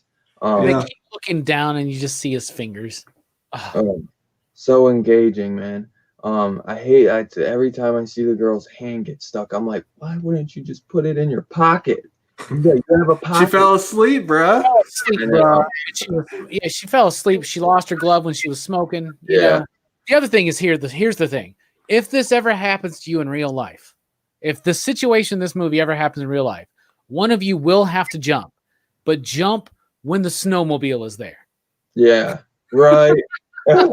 Oh, facts. Then they would have been fine. Think about that. If he would have just jumped in. But you remember they were throwing all their stuff and he just kept like, Kane Hodder was just like, what? And like, what a tease. I was really hoping. I was like, oh, cool, they're saved. Yeah. We're like 15 minutes into the movie. Oh man. It does a good job at like emotionally tugging on you too, because you imagine like it's the whole setup, right? Like it was supposed to just be him and the two guys, and then he brings his girl. So now they're third wheeling, right? We've been in that situation, right? On both sides. Each of us have been in that situation, right? And so we've also been in the situation where you're not the girlfriend, but you're the partner who is like, you feel like, oh, I've gotten in the middle of some shit, and they play on that when I love how the boyfriend's the first one to die in the friend because that plays on that, and then they make a bond, right? Doesn't Sean Ashmore get that girl's number too? Yeah. And then like later on in the movie, after his friends died there, he's like, I wonder what she's doing right now. And they're just on the lift. Like he's like dreaming about a world where he gets to see her again, It's sad, man. It's sad. Doesn't happen. Already dead. Here's another thing. Even if you are going skiing, apparently it's a thing people don't take their cell phones when they snowboard or ski. Take your fucking phone. Like I'm sure it probably wouldn't have worked, but still take it. Seriously. That girl too that he's trying to get with is Adam Green's now ex-wife, but at the time it was his wife. Yeah, I know. I found out today that they were divorced. That bummed me out. Yeah. Really? Yeah, they divorced in like before the Marrow movie came out, like, which is awkward because she's in the movie, Yeah. Maybe she got tired of him filming all those ass shots of her in that movie. Yeah, I think maybe he's like, "Oh fuck, man, things were kind of rocky right now, so I'm gonna get as much fucking ass shots as I can." That's so silly. That's such a weird stretch. I'm sorry, guys. She's single now, man. You can shoot your shot. No, I want to shoot my shot with Adam Green. I think he said something like she told him he loves Hatchet more than he loves her or something. Because I mean, Damn. he tours the world That's so showing real. that, That's so Yeah. promoting You his love movies. PCP more than you love me. I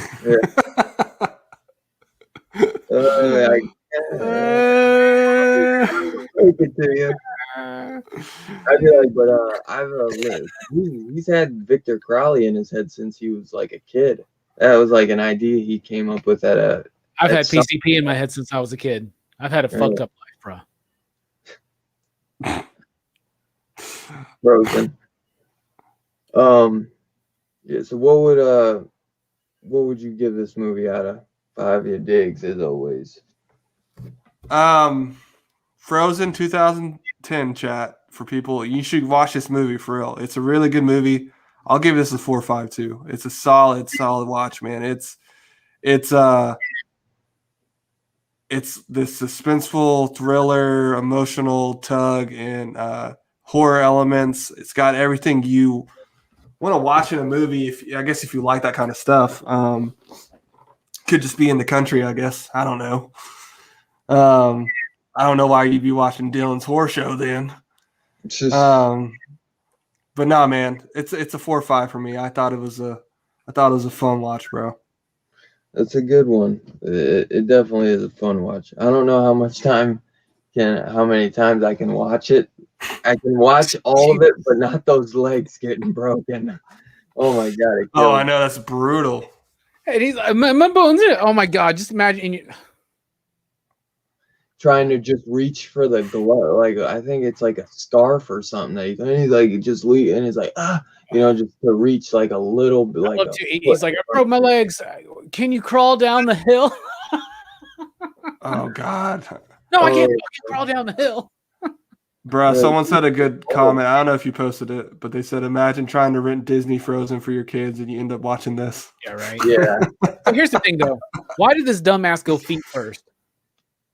Wasn't there a tree? Wasn't there a tree or something? Maybe roll with it, and maybe also like at least try to climb down and hang off for a little bit to like take 5 feet off the wall. Because their boots are heavy as shit. That's another thing. Like when he's going, taking or climbing the rope, your boots are gonna be like, those boots are like probably 10 pounds at least. Because they're the real big ski boots and they're like metal. So then too, like you're falling even harder, and you go straight on your legs. Like you're not gonna. Those boots aren't meant to walk on. So it's like you totally, You would think kind of tuck and roll or something, when you jump. But what are you thinking? I mean, if I'm thinking about this jump in this situation, I'm really going to plan this jump out, and I feel like you just kind of fucking just. You ain't got nothing but time. Did it the wrong way. But I don't know if there's a right way. At least if he would have went head first, maybe he would have just died instantaneously instead of getting fucking eaten alive, mauled by wolves. Anyway, what'd you say, J Straight? 4? 4 or 5. Yeah. 4 or 5. 4 or 5. Yeah. What did you say, Robbie? It's like. This is one of those rare occasions where I wish there was something between a 4 or 5 and a 5. I know technically there is. There's all kinds of fractions we could have, but that's not how we do it. I'm gonna go 4 or 5 because I don't think it's as strong and as emotionally resonant as something like Spiral, but I do think that it's an incredible experience to watch this, and so I'm giving it a 4 or 5, a very, very high 4 or 5. Great performances, great story. You can film a whole movie on a ski lift.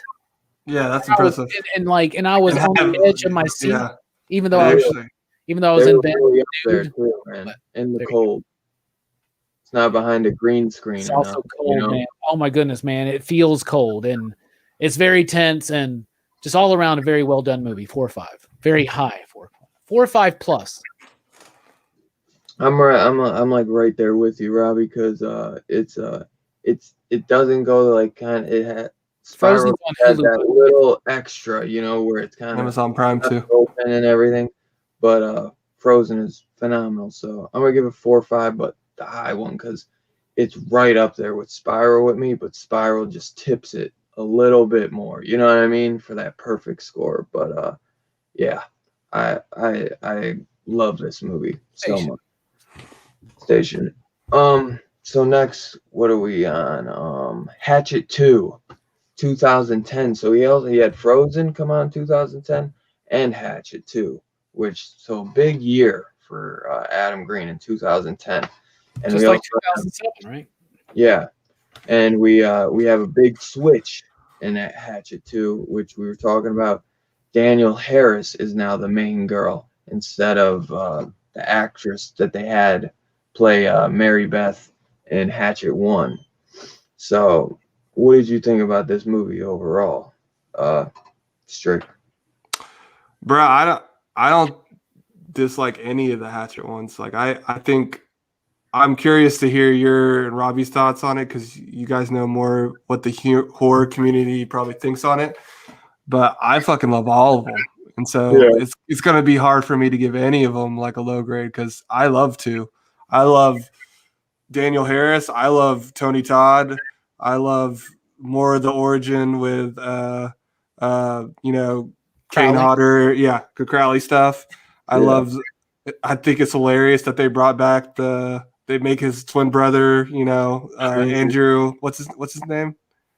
I guess his name's Justin in this movie. Justin, yeah, twin brother. Right. Yeah. Yeah, dude, it's fun. There's so many moments in this movie where I just fucking die laughing, but also too, just like surreal moments of like that. I'm just thinking in my head that moment where like, you came here the night before and you came back again. Are you fucking crazy? Right. Like, why would you do that? He comes back 3 times. Yeah. But it's so crazy to think that these movies are all in the same 3 days, Yeah. That's what I like too, because if you notice, Joel David Moore is in Hatchet 3.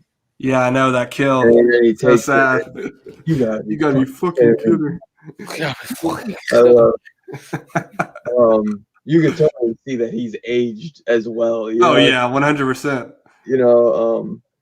But I love Hatchet too. Yeah, 2's got you get Vernon, the chicken business guy. And the biscuit. You get so many dope ass kills in this one. Yeah, dude, I really like this movie. I thought it was really solid. I'd say I think it's a fan favorite. Yeah. Part because it just ups the scale, tenfold the kill. It goes nuts on the kills. I know Robbie, I think, likes the kills better in 1 because they're a little bit more. But I know there's more kills in part 2. Let me say, which there's even more in 3, but in 3 they're kind of more gunshots. Yeah. It feels like more like assault tactical combat than like. Mm-hmm. There's kills, more CG in part 3 too. And 3, some of that CG in 3. I think some of it, yeah. If I had to pick something in it it's not even really like a flaw from 1 to 2. It's just like I didn't really feel like that Robert Englund scene in 1 was like 5 minutes. It didn't seem like it had any relevance, and so 2 pretty much sets up that like Robert Englund was like a big key in this Hatchet story. That's what you do in slasher sequels. I know, but I feel like he didn't know he wanted to do that. He just added that on. You know what I'm saying? That's the whole point, bruh. Yeah. That's what slasher films do. He did. He had the first 3 films always planned. That's the one thing that he only told, I think, Kane and like Tony, because he had to let Tony know how part 2 would go. But he always he always says that he's like, most people, they do 1 and it becomes famous, so then they go to part 2 like it feels rushed and it was never meant, like it just because it made money, so they're like, oh, let's make another one. He always planned for there to be 3. That's all he ever planned for. Victor Crowley was new after the guy from Guar died, after Hollister got shut down, after he lost George Romero, and then he got the divorce, like all in the same. I think he said that Dave Brockie died, his wife left him, FearNet dissolved, which is the company that was putting out Holliston, all in the same week. Yeah. He said and then I think maybe Romero died too or something like in that same month or something, or Wes Craven. Somebody do me a favor. Y'all, somebody check on Adam Green. Let him know that we're just wanting to know if he's doing okay. Yeah, Mike wanted me to check on him. Yeah. I ain't gonna lie, man. By the way, Mike wanted me to check on you, Dylan, and you, Jay Strick. How y'all doing? Okay. Yeah. Okay. Been dying of migraines, but yeah, I'm all right. Glad to be here with y'all. Yeah, I'm doing rather well, if not just a little out of my head tonight. But before I forget, tell me you guys didn't notice Cracker Jack in the beginning trying to get drinking his piss. Oh nice, yeah, nice and warm for you, bro. He got fucking got too. Oh, that's just Cracker Jack. Drinking his own piss. He sits out here screaming at people not to be on the swamp and drinking his own piss. I love it. That's brisk, baby. So, what do you think of part 2? I got some conflicting ideas about part 2. Let me tell you this. I knew you did. This is my bit, Jay Strick, okay? I enjoy Hatchet 2's narrative flow and thread even better than the first one, right? Okay. The idea that they're now getting a group of people together to go hunt down Victor Crowley, find out where her parents are, what's going on, all that shit, right? Like, I love that. I love that. What's his name? Is it Priest Zombie or something? Whatever. Reverend Zombie. Yeah. I love Tony Todd in this fucking movie. Yeah, he's one Tony of the best Todd parts. shines in this movie. I think it's one of his best performances outside of Candyman. Okay. Love this film. Love him in this film. Love the flow. I love that we got these amazing horror icons again, like full on Tony Todd, Kane Hodder, Danielle Harris coming in. We'll get to that in a second. But we also got Tom Holland in this movie. Yeah. Okay. Yeah. And we got R.A. Mihailoff, who is, of course, one of the Leatherfaces. I actually met him, Dylan. He came to my comic shop years ago. So I got to meet him. I got a thing signed by him, and super cool. He was Leatherface in Leatherface, right? Yeah. One that's called Leatherface. But he's nice in this. He's also a professional wrestler. But anyway, so it was cool to see him. It's cool to see all that. Oh, by the way, what's his name? Is it Andy Kaufman? Which Kaufman is it? There's the guy that did Toxic Crusaders in the very beginning of the film too. He's one of the people that's gathered in the group and then leaves. He's like, nah, this is too much for me. But is it nice? Yeah, it's not Andy Kaufman. Is it Lloyd Kaufman? It's the director of Toxic Crusader. He's in there. So there's that. Bruh, I fucking hate Danielle Harris in this movie so much. And I hate to say that because I think Danielle Harris is a dime. Okay. And I am just like Adam Green's character in Holliston with this infatuation with her. Okay. But like, she has the worst, most inconsistent Cajun Southern accent I have ever heard. It's so obnoxious to me in this film. Now, all those visceral parts, that's cool. Speaking of viscerals, the kills in this movie are cool. There's some really good ones, but at the same time, they're way dumber than the first one. I get not wanting to repeat the same gag, obviously, but like the kills in the first one felt visceral and like I've never seen them. And this one, it's like, oh, you're going to got this 12-foot long chainsaw and you're going to like, chainsaw them up from their groins. And it's just, it felt more like dumb and less serious. Like as ridiculous as this phrase is going to sound, I thought the kills in the first Hatchet felt more realistic. Okay. But just very visceral. And I lost that in this. Aside from that, it's kind of a mixed bag for me. I really like this film, but there are parts of it that I really think are way weaker than the first one. So there you go. For sure. I don't know if I like Hatchet 1 or 2 better. I do love Hatchet 2. I think Victor Crowley looks better. The makeup gets better with each one, no doubt. It has chicken and biscuits, which is awesome. It has way more horror icons in it. Tony Todd just steals the show.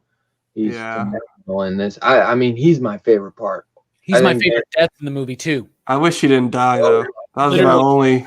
He rips him out of that shit like it's a lollipop wrapper, dude. It's so fucking awesome. And it looks so like, I'm like, how did they do this when I see it too? You know what I mean? Like it looks so crazy. They got a really skinny dude and they put a little bit of makeup on him, a lot of latex, and bro, it looked amazing. Oh my God. And just the pain when he's like grabbing his spine and like like twisting it. He's just like, oh, and you see he's like they got those like the rolls on the neck so that you can see it like scrunching up. Oh my god. Yeah. That's the best kill in the whole movie. It's got that ridiculous scene too where it's like, tell me that you love me better than baby Jesus. That's the part. Oh my god. Yeah. No, that's that's three. That's three. No, that's two. Is it because she shows up to $500 and he's about to get married. Oh, so I'm running 2 and 3 in my head together. So two is the one where the nutsack's on the tree, right? Yeah.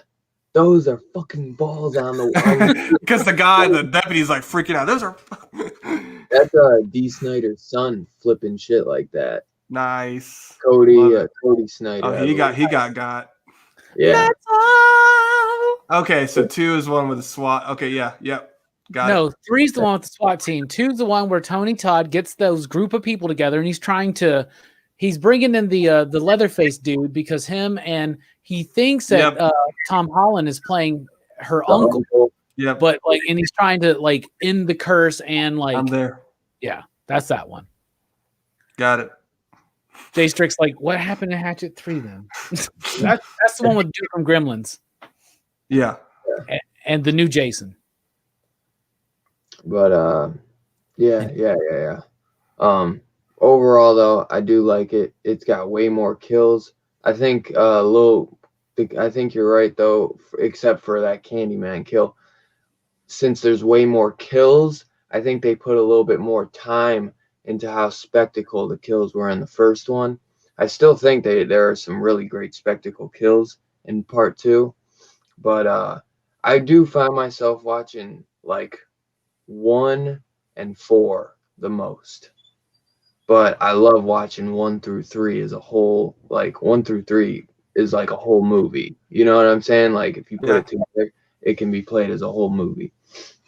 So yeah, I still love it. I love all of them is the thing though. So what's your rating on this one, Jay Strick? I'll give it a 4. I'll disagree in the Robbie in the sense that I like Danielle Harris. I don't mind the accent thing because I fucking watch Marvel movies with WandaVision, right? There's a reason for that, goddammit. I know. After this episode, No, I'm just picking on him. I like this movie. It's a 4. I can watch. I feel like I'm gonna be able to watch once, especially when I get these unrated cuts in. I'm just gonna watch these they're gonna have them in rotation. So 2 is solid, and it sets up even more for 3. So 4 you digs. Yeah, my bad. What would you give it, Robbie? 3.5. 3.5. 3.5 for the reason there are things I like about this better than Hatchet 1, things I like less than Hatchet 1. Overall, it's not as good as the first Hatchet, but it's very enjoyable. A 3.5 to me is a very solid score for a movie and definitely one I will rewatch. And like I said, I think it's one of Tony Todd's best performances and one of Danielle Harris's worst. Station. Yeah, I'll give it a 4. I bet I was writing your thing down. The accent don't bother me really. Once or twice, when she's crying. It was my daddy.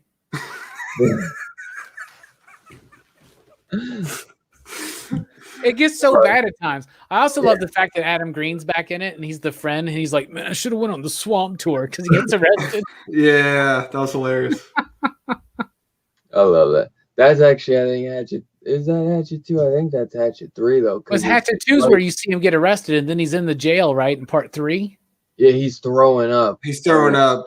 Yeah. Oh, yeah. He's throwing up in part 2. That's what it is. 3 because it's right before she walks in, so they show That's right. He's like, I should have went on that swamp tour. That part 2, he's against the wall and throwing up, and he's like, yeah, that's right. Like how I was the other day, bro. Oh my god, I crazy.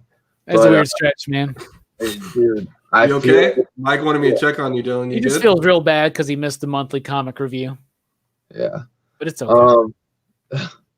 So in this one, I don't know if we want to really talk about the whole movie. I guess we can kind of overview it, but really the only thing we have to is the Anne Frankenstein, but Chillerama is Let's next. fucking talk about the whole goddamn thing because I Right. watched the whole goddamn thing. Yeah, I watched the whole thing too, bro. I didn't know it wasn't just. I thought it was a whole Adam Green movie. I knew that. I almost just watched the Adam Green bit, but I'm glad I watched the entire thing. Yeah.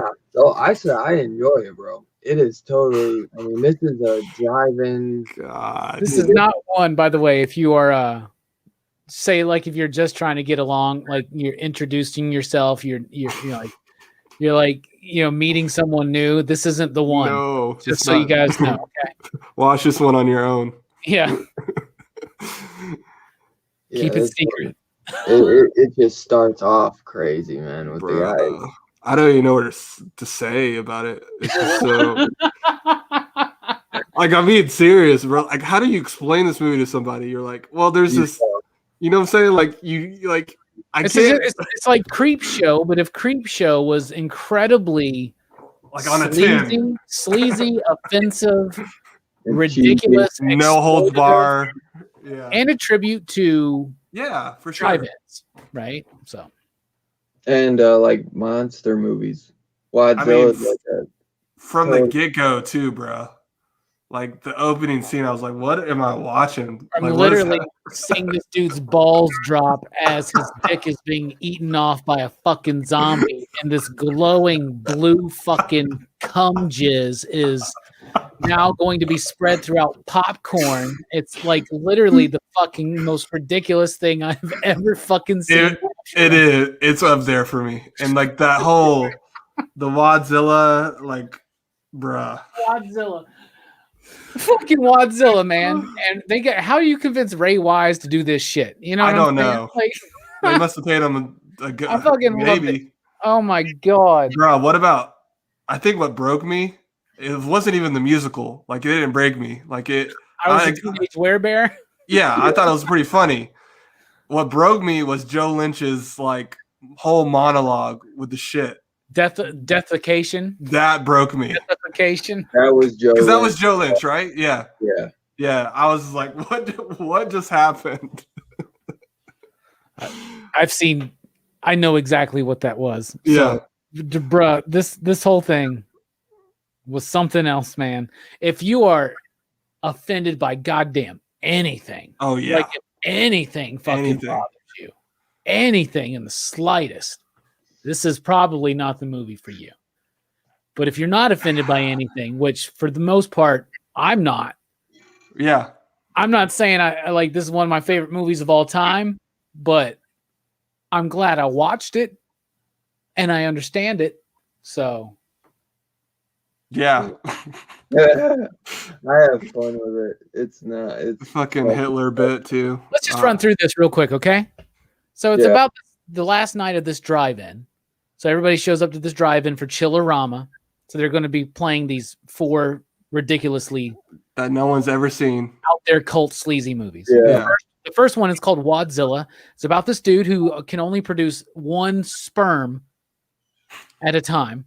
And so the doctor gives him these experimental pills and it causes the sperm to grow until eventually off-market pills. he's Godzilla size and he winds up fucking the Statue of Liberty. That's how that ends, okay?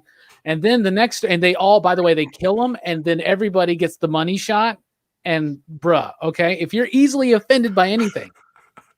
The second one is I Was a Teenage Werebear, and it is about It's musical. It is a musical that's straight up like 1950s, very homoerotic.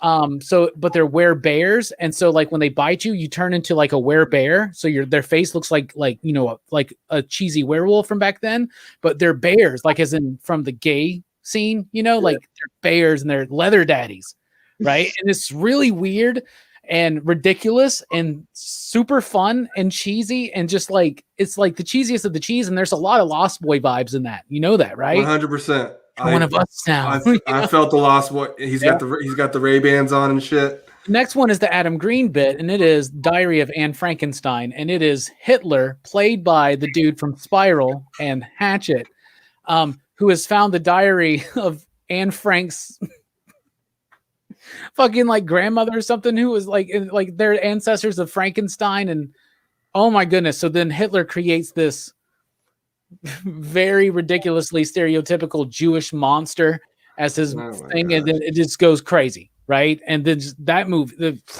Hey, Riley was his girl on that, right? In that bit, the chick. And she's not playing Ava Braun, if that's what you're thinking.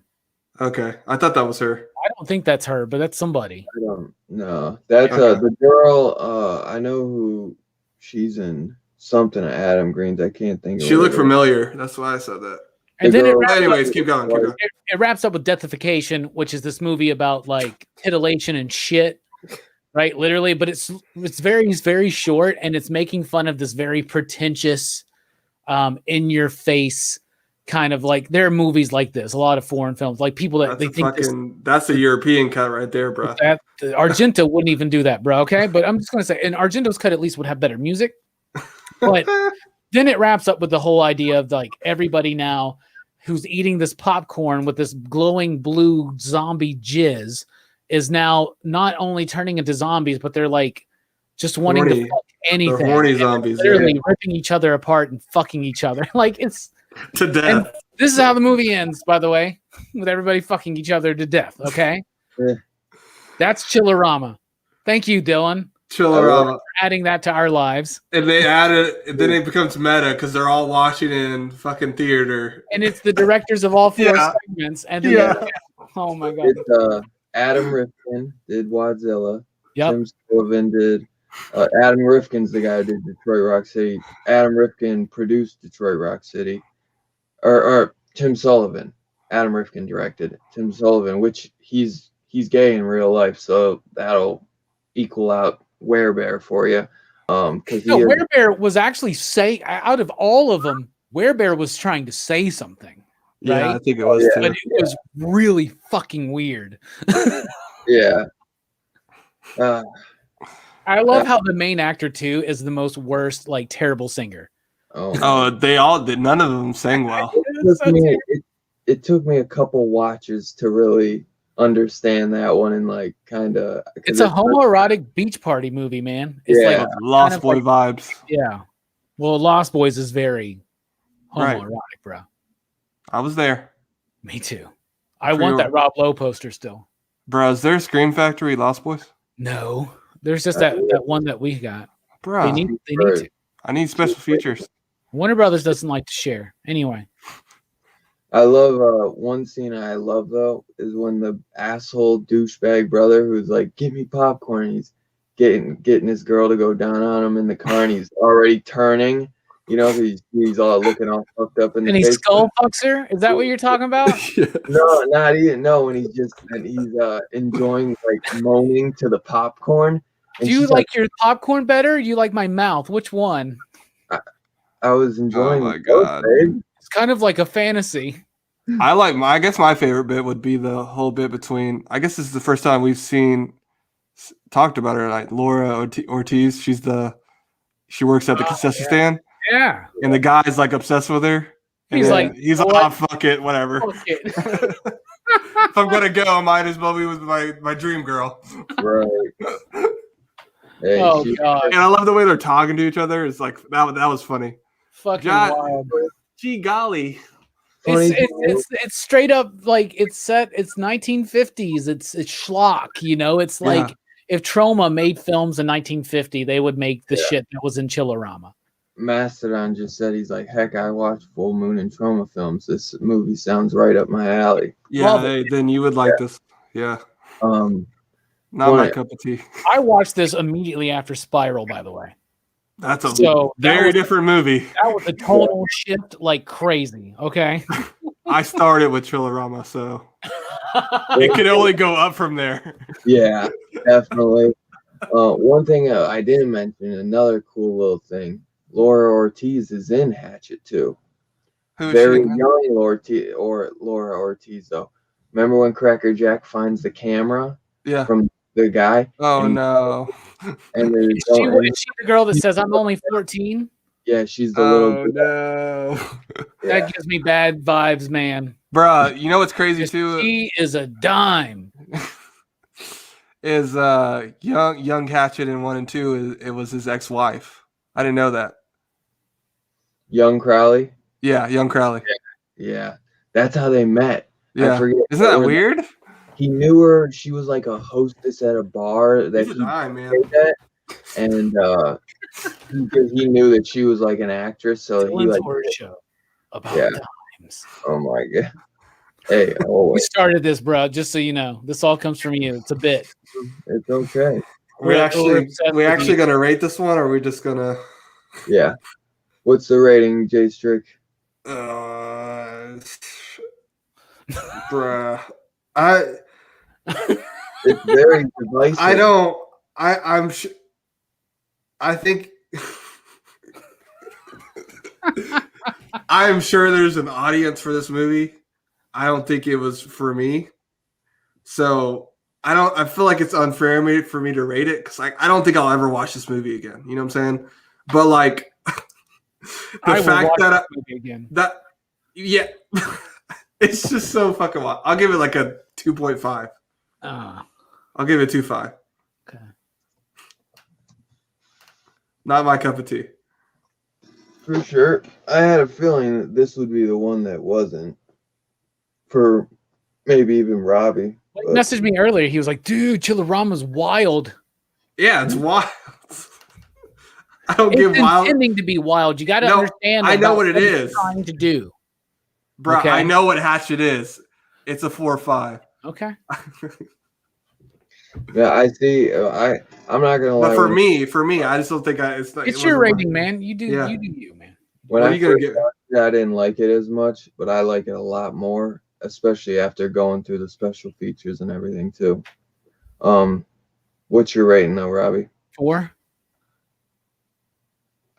Really? Yeah.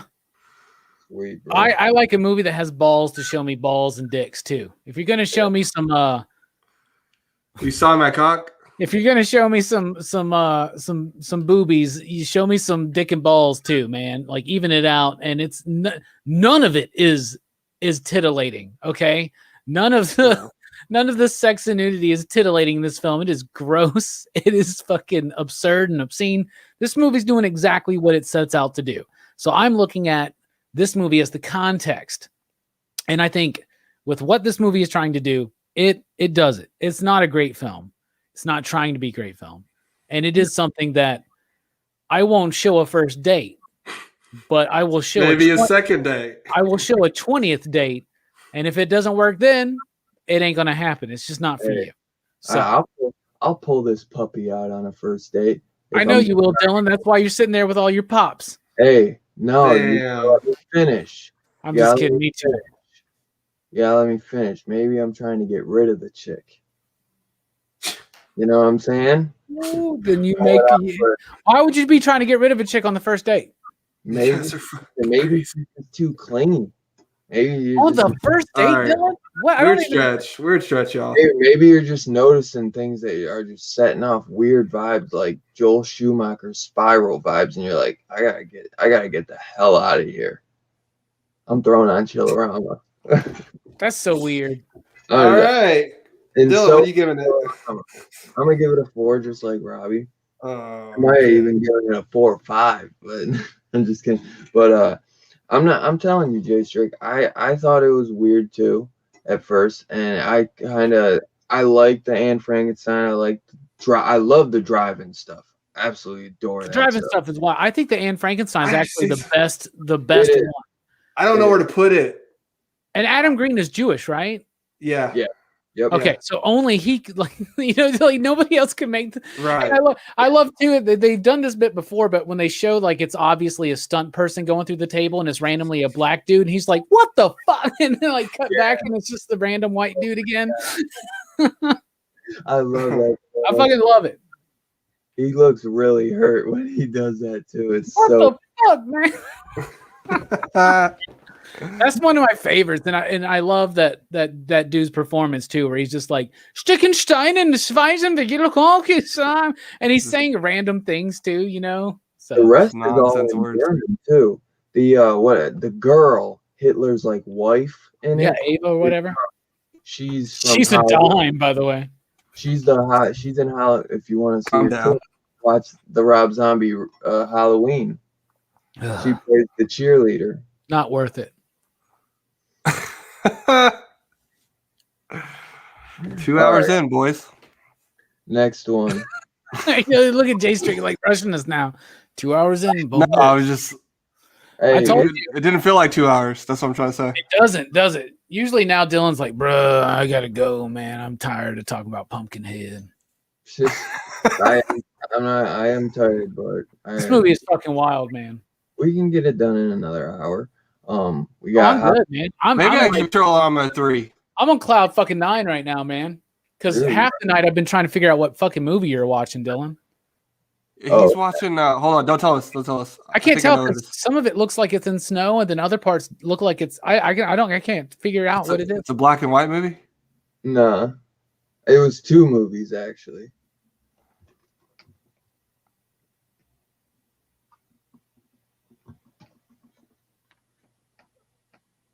Oh, he's watching Hatchet. Motel Hell. No, he's watching Hatchet. That's Motel Hell. Bro. Victor Crowley was on before. What's it on now? Hatchet. Are you okay? I just saw the dude in the pig mask, and I thought it was Motel Hell. This is a weird segment. Yeah, it is. We're literally chilling with Dylan. Yeah, Dylan, chill, that's my new 50-inch chill with Dylan. gifted to me. Chill. Nice. You know who hooked me up with that? The voice. Nah, donation. That's a channel donation. Nice. Guess what? So Scarpad was like, "Yo, there's be a package tomorrow." He said he was sending me some Blu-rays, and I had no idea, bro. So I go out, and I'm thinking, because I gotta go to work, so I'm like, I'm waiting for the package. Mailman's like, I love you. I gotta take a piss. Go ahead, dummy. Well, I'm in the middle of an awesome story. Yeah, Scarpad basically sent me a freaking 50-inch TV, dude. That is awesome, man. Isn't that wild? That's a good man. That's awesome. Dude, I couldn't. I was like, this ain't in here, bro. Like, there's no TV in there. And I like. You're telling me you don't like the movies with the titties at the dollar store, Dylan?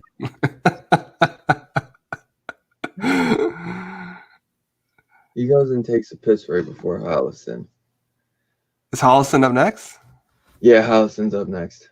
We'll tell Is you. Hollison before Hatchet 3? Yep. Oh, wow, I didn't know that. I mean, season 2 might have came. You know what I'm saying? Yeah. I think it goes from like 2010 or 11 to 12. Yeah. Well, actually, it might have been done. No. Also, Adam Green and Joe Lynch do a podcast together called The Movie Crypt.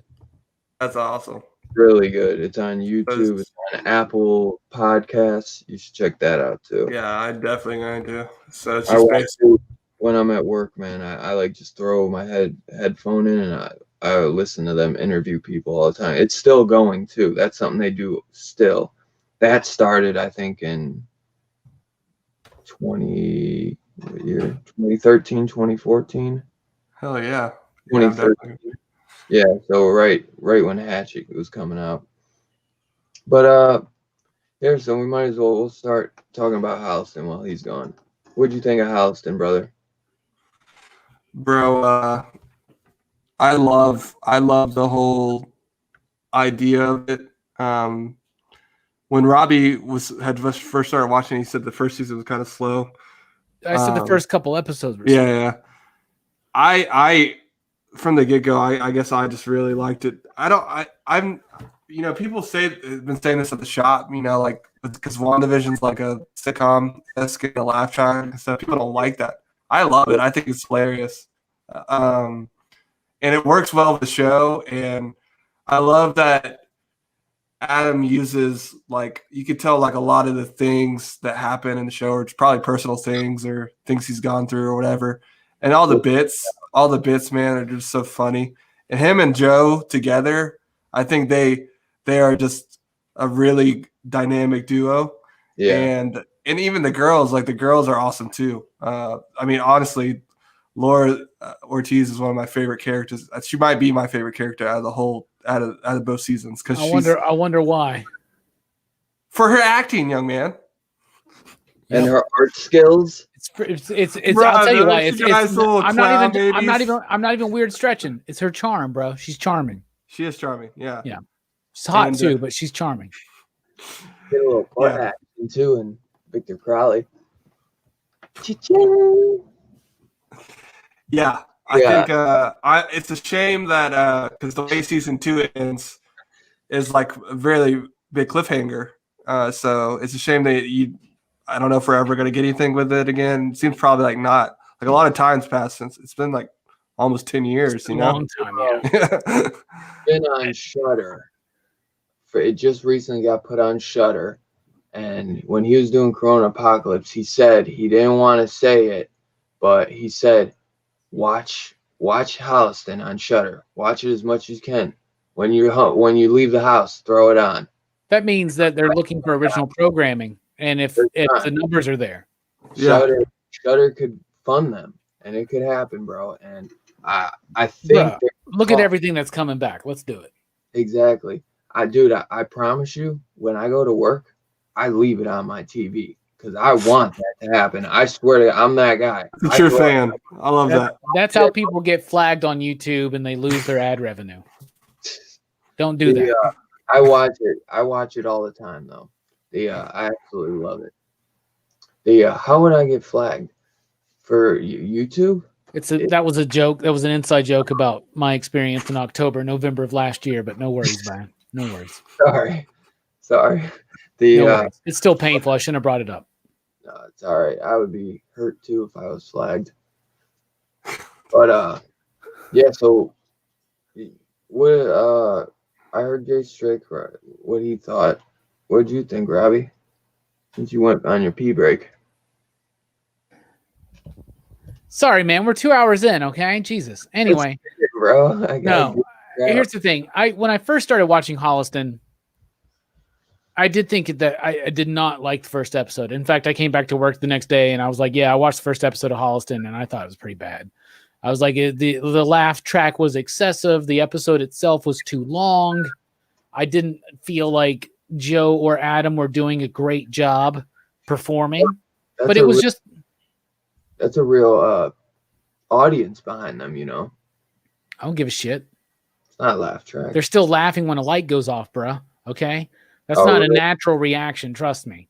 Okay? So... I didn't like the first episode. Second episode was a little bit better, and then I really started getting into it. And I told you, Dylan, I messaged you, and I said, dude, this Tony Todd episode is the Candyman episode, yeah. That episode where he's like freeloading off of them for like a week is just the best, right?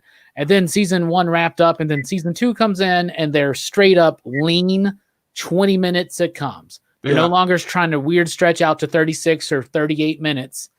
They are 20-minute episodes. They're quick, they're punchy, and they get to it. And every episode in season 2 was fucking brilliant. Holliston is a brilliant sitcom. I liken it to this. Imagine Big Bang Theory, which is one of the worst sitcoms in sitcom history. And know this from a sitcom expert, okay? Imagine if Big Bang Theory was about horror fans and actually fucking good. And actually had some real good things to say about human relationships in the midst of the craziness, in the midst of the comedy, in the midst of the Dee Snyders and the Odorists. Rest his soul, right? Like, yeah, that's for sad, real. Man. Like, Holliston is worth it.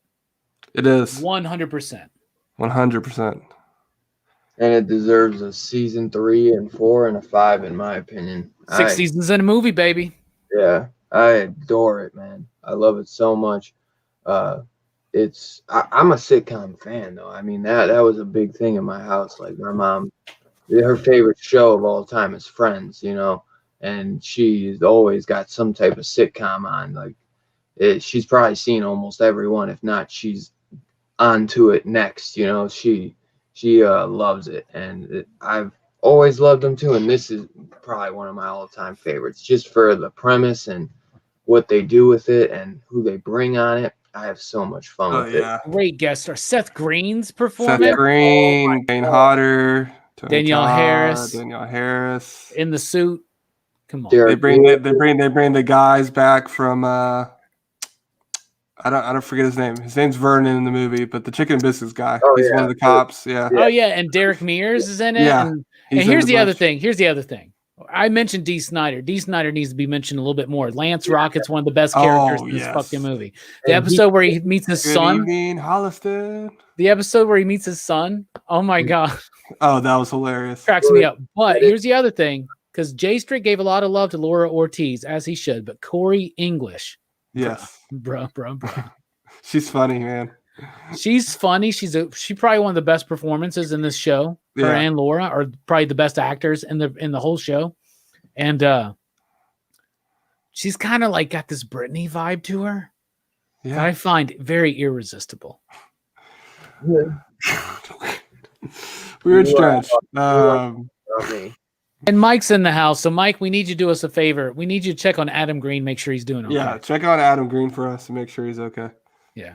We're doing Yeah, bro. fine, by the way. Here's what's cool about the show is like if you're a horror fan, they do like these random little horror bit jokes that are just You're so funny. bad at love. You're so Bruh. bad at love. Bro, like when he comes out and he's trying to find the Blu-ray and he's like, "Oh, I watched Phantasm twice last week. All right, watch Phantasm 2. Boy." I'm like, bro, I freaking love it, dude. I'm just like laughing like a little kid because it's just like it's like what we do with each other. It's like all these bits, you know? Yeah. I love too, and he's got all of his, because they're so broke they don't have DVDs or a DVD player. Oh yeah.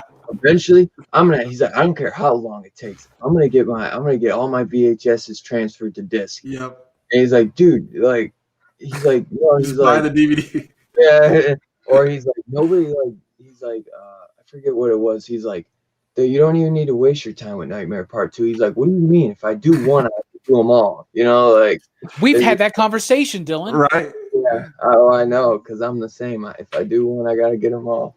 Dude, the gum bit's one of my favorite ones, Oh, too. I know. The gum bit. Yeah, when they all That- exchange it, and it's because That's it's Adams. commitment. Yeah, That's commitment. that's committed Yeah. to the. That's And the legit. Butterfinger thing, when the lights Oh, go off yeah. and they break out the Butterfinger, it goes back. I love Holliston is amazing because it yeah. also breaks that fourth wall. And that's Oh, yeah. another, all the it- time. it's meta at times, right? Where like Seth Green like starts talking shit about Hatchet. And then like Adam Green's character, he breaks character and he goes, Seth, stop ad-libbing. And it just cuts. I love it. They He's even fucking. Was it episode 1 or 2 where he's watching Hatchet and he's like, "If these guys can make a shitty horror movie, why can't we?" Yeah. Shin pads. When they score, Chin pads. you Oh, lose. That's such a dumb idea, but I love it. Yeah. And they have a Victor Crowley Hatchet poster in the Yeah. back. It's a Hatchet 1, I believe. They're But- all wearing at the con. They're all wearing Hatchet shirts. I Yeah. notice you don't have any Candyman action figures. And he's got it with like pins in it, like Yeah. like a voodoo curse on it. Bruh. I That love when Corey they're. was nothing but a tease, man. Candyman's depressed. Leave. Just like That's what that one. Kane Hodder Danielle jumping in the bed with Danielle Harris and Adam Green is one of my favorite Yes, too. that's one of my favorite. I think that is my favorite episode. Put on the Like, mask. you call remember me that time we Jamie. had the? Oh yeah, call me. Put the mask on. You could be Uncle Mikey. This is too weird. This is too And, weird. like, remember it was like that one time when we were having like the orgy and Mick Garris. Who was there? Yeah. Mick Garris. Who was on the bottom? What's that? Was that who were they going to say? They were like, oh, it was Angus Scrim. It was Angus. It's like naming off all these names. Bill Mosley, and Bill Mosley, you're freaking retarded. Oh my god, they bring in everybody, man. I love it. That's Heath great. Snyder, man, needs And the way they cut the music when he talks, that hits you with that rock drum. And the, Yeah. the door always shuts on its own. Yes, I love that. God. Yeah, and that is a Um, character that Adam Green didn't create, the Lance Rocket. That's because he is a huge idol of D. Snyder, and they became like best friends over the years. Isn't he the one that wrote the "Love It Down Your Throat" song? Yeah. Because he performed it. Adam Green's in the band Haddonfield, right? Yeah, so. He performs "Love It Down Your Throat." So Lance Rocket is a character created, or what they say is, Lance Rocket is Dee Snider's son doing an imitation or impersonation of Dee Snider, basically. So it's Dee Snider impersonating his son, and then impersonating him, and then his son comes in to play his son in the show, or his long lost son. So he's impersonating. That's such a great impersonating, and so it's love it, leave it, rock it, yeah.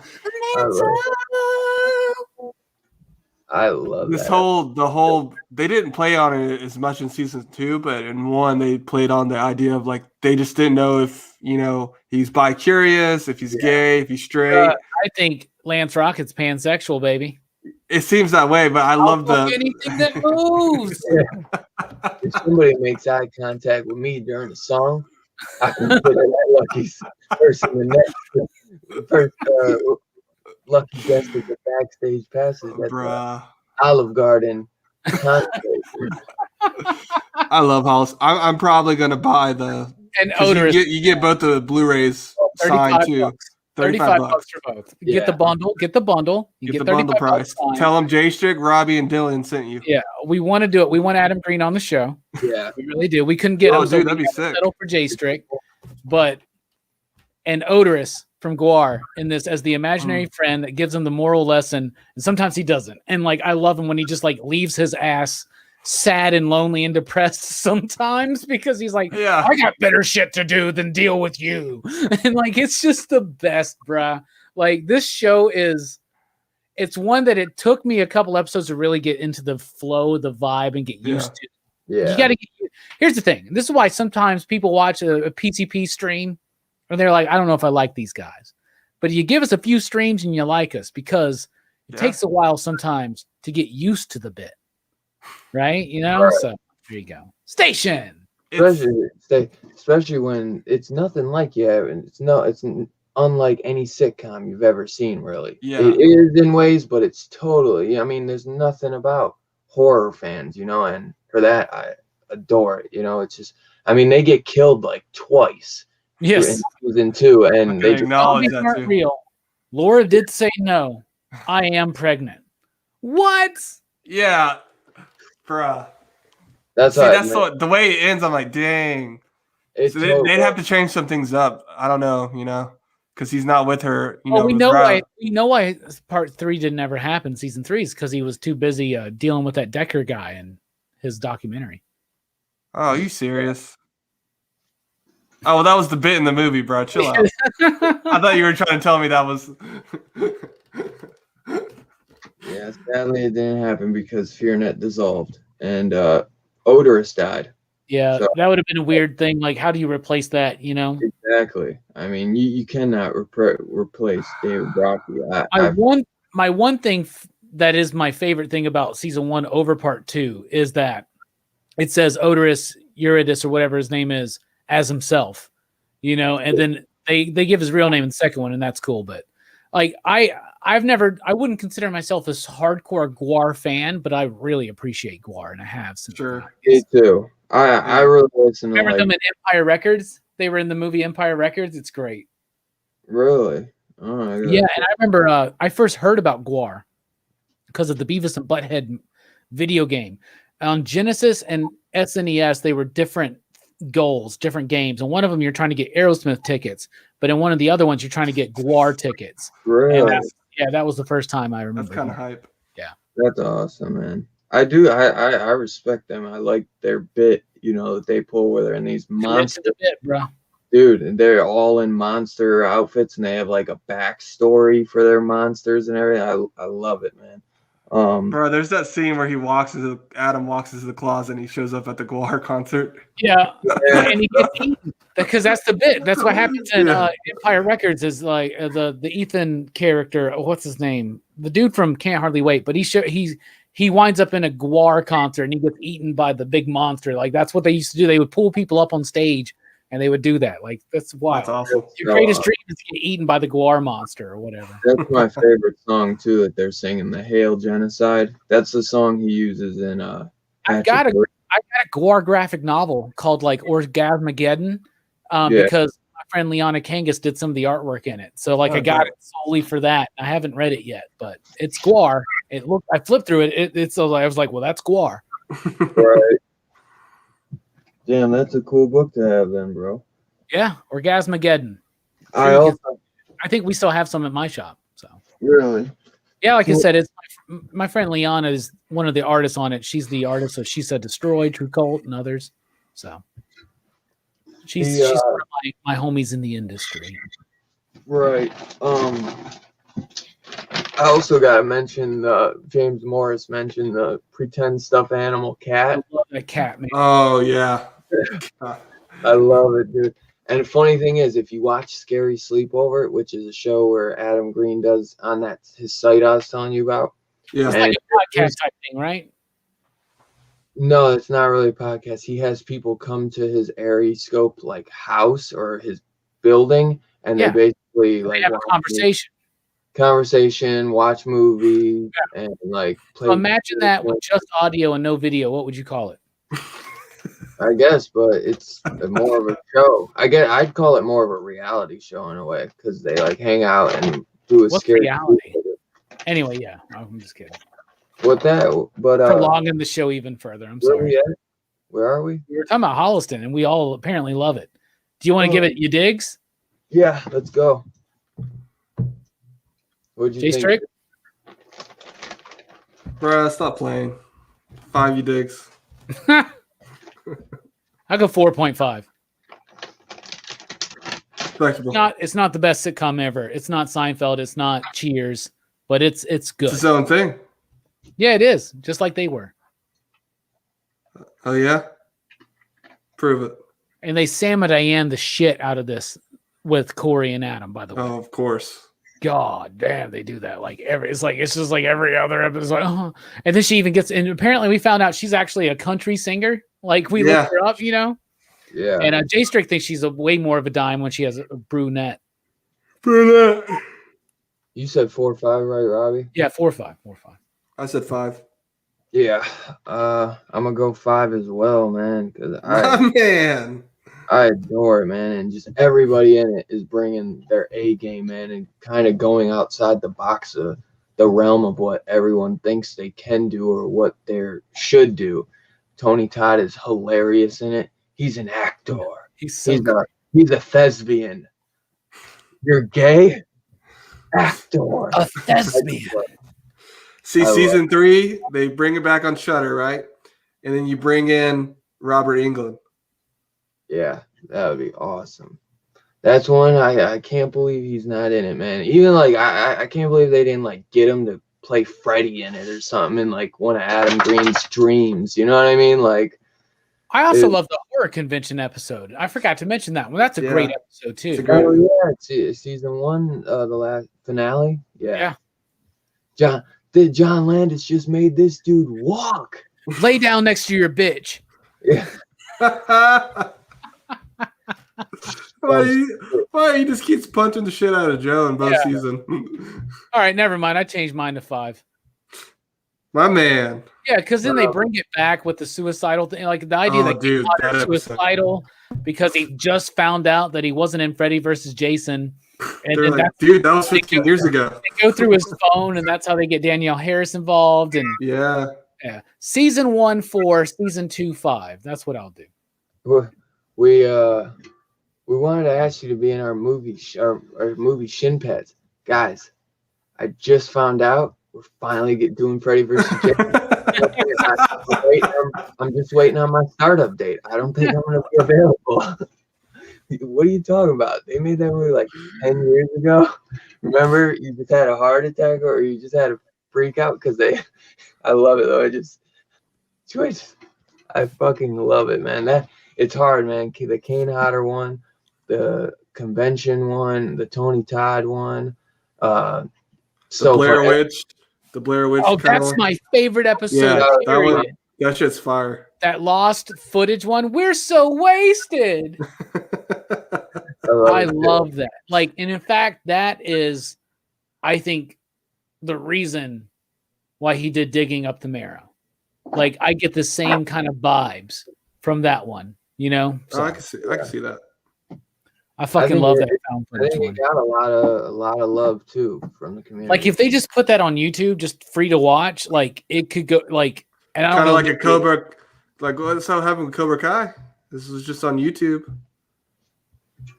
They had to pay for it. I guess you're right. You get a 7-day free trial with Shudder and watch it. Yeah. Y'all should watch Holliston. Yeah, without a doubt. If there's one thing to pull from this entire show / podcast, watch Holliston. In Hatchets, all the Hatchets. Yeah. But watch Spiral. And Spiral. Those are. And But Frozen too. Watch that. I like digging the. Hey, watch Digging Chillerama. I'm interested to know what you think about it. Let me know what you think of Godzilla. So, Hatchet 3. Not directed by Adam Green, but still important to talk about, right? Yeah. Produced, written. Yeah. Yeah. So, but like I told you, he planned. This was him trying to get a break, and he worked his ass off on this. He said he was literally like doing food service on Hatchet 3, you know. So he was there every single day. He just wasn't, you know, directing, but he was there the entire time and overseeing everything. Yeah, it's his baby. Yeah, but He's Spielberg this one, is what you're saying. He's Spielberg this one. I think they were working on season 2 of Holliston at the time, so he was trying to like say like I don't really have as much time to be on, but he ended up being there always. So, because like I said, they're hard to make and they're short staffed, you know. And but what did you think of this one, Strick? This is ending the first, you know. This is the end of the trilogy. Right. This one with what's her name from Texas Chainsaw Massacre 2, right? Yeah. Caroline Williams. Plays Caroline Williams, Zach Galligan. More horror icons. Eric Mears. Riley is one of the SWAT team members. Yep. I like Hatchet 3. Me too. I don't. Is this like the one that people don't like? Kind of. I got that gist online. Hatchet 3 was dope to me. I like the whole movie. From the get go where he shows up at the precinct to. Okay, so hold on. Let me backtrack. I don't like that. Pretty much 80% of the fucking movie, Danielle Harris is in the car with homegirl driving to Captain Spaulding's house. Oh yeah, that's right. Sid Haig. Like most of the movie, that's what they were doing. You know, they don't show up to the very end.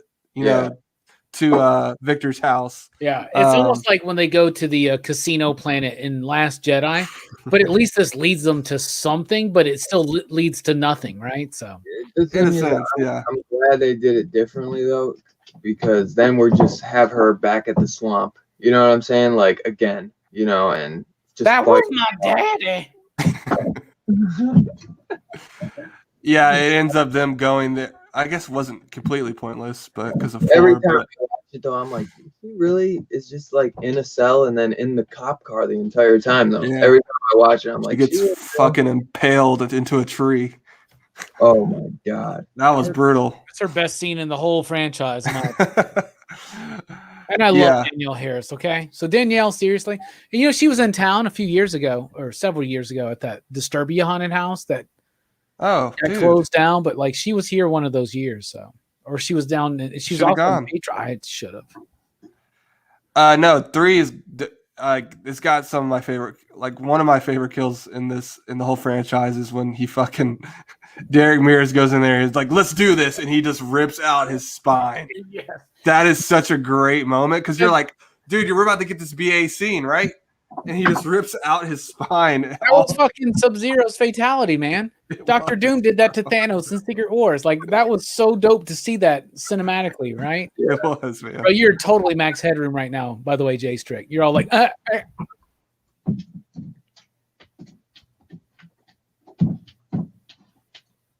Somebody doing laundry? Is that your dog, Dylan? Yeah, probably. He's doing the bit. You can see him moving. Cracking a bone in the corners, being loud. Yeah. So you like Hatchet 3? Yeah. What do you think? I didn't like Hatchet 3 near as much as 1 and 2. I thought it was okay. I appreciate its place in the franchise, but there's always got to be a weak part in every slasher franchise. And to me, out of the 4 Crowley movies, this is the weak part, right? The characters are not as engaging. The kills are cool. I love that when he rips the fucking the poor like black deputy that has to like that is and he just gets, they all wind up dying anyway. And so I like that. I respect it. I think it's near a level of Hatchet 2, but just slightly underneath. I think it's okay. It's not my favorite, but it's got some great kills. They're not as kitschy. They're not as ridiculous. They're a little bit more visceral again. So I like Hatchet 3. I like, in the third movie, you always got to like throw in the thing, and they do the whole, I love how misguided everything is still. Mm-hmm. Like they do the spell and all that kind of, but it doesn't fucking work. Right. So, I mean, I like that. And I think it's okay. So there you go. Yeah. Bro, I like the boat scene, man, when they're all stuck in there. And fucking, she sticks her head out to get the gun and she just gets got. Oh, yeah. And then they all show up and he's like, that's my ex-wife. And then he gets got. Now, I like Zach Gallihan in this film. I watched 2, 3, and Victor Crowley all on the same day. So 2 is very distinct for me. 4 is distinct because of the airplane shit, right? Sure. But like 3's the one that's muddy to me. 3's the one that doesn't stick out so concisely clear in my head. And I remember immediately after watching it, I made notes and I looked at them and this was the one I thought was the weakest out of all. It's respectable. Dylan left us, so now it's Robbie's Horror Show. So next week we're talking about nothing but Argento cuts. Jesus Christ. Hey, what's up, Dylan? Fucking drank water down the wrong pipe. I'm gonna choke on my own stream. You okay? Robbie wanted me to check on you. Yeah. Yeah, Adam Green wanted to check. I heard Adam Green was making sure I was all right. Mike's seriously stretching weird. He's like, who should I tag in this to Adam Green to make sure he's okay? Oh my God. Tag me. I don't give a shit. Tag at The Rockin' Robbie. And make sure you put this link in the description. Put this link in there and be like, we're just checking on Adam Green to make sure he's okay. By the way, we love your work. Yeah. We do. Holliston season 3. 6 seasons and a movie. Good evening, Holliston. Oh no. So Hatchet 3. I like this one. I think the characters are maybe a little less funny at times and kind of more, some of them are kind of the asshole crazy types. I mean, the SWAT team at least. And then then there's the ones that are more just scared shitless. Yep. So it's funny, you know what I mean? And I think D. Snyder's son is funny as hell, and at times like these are balls on the.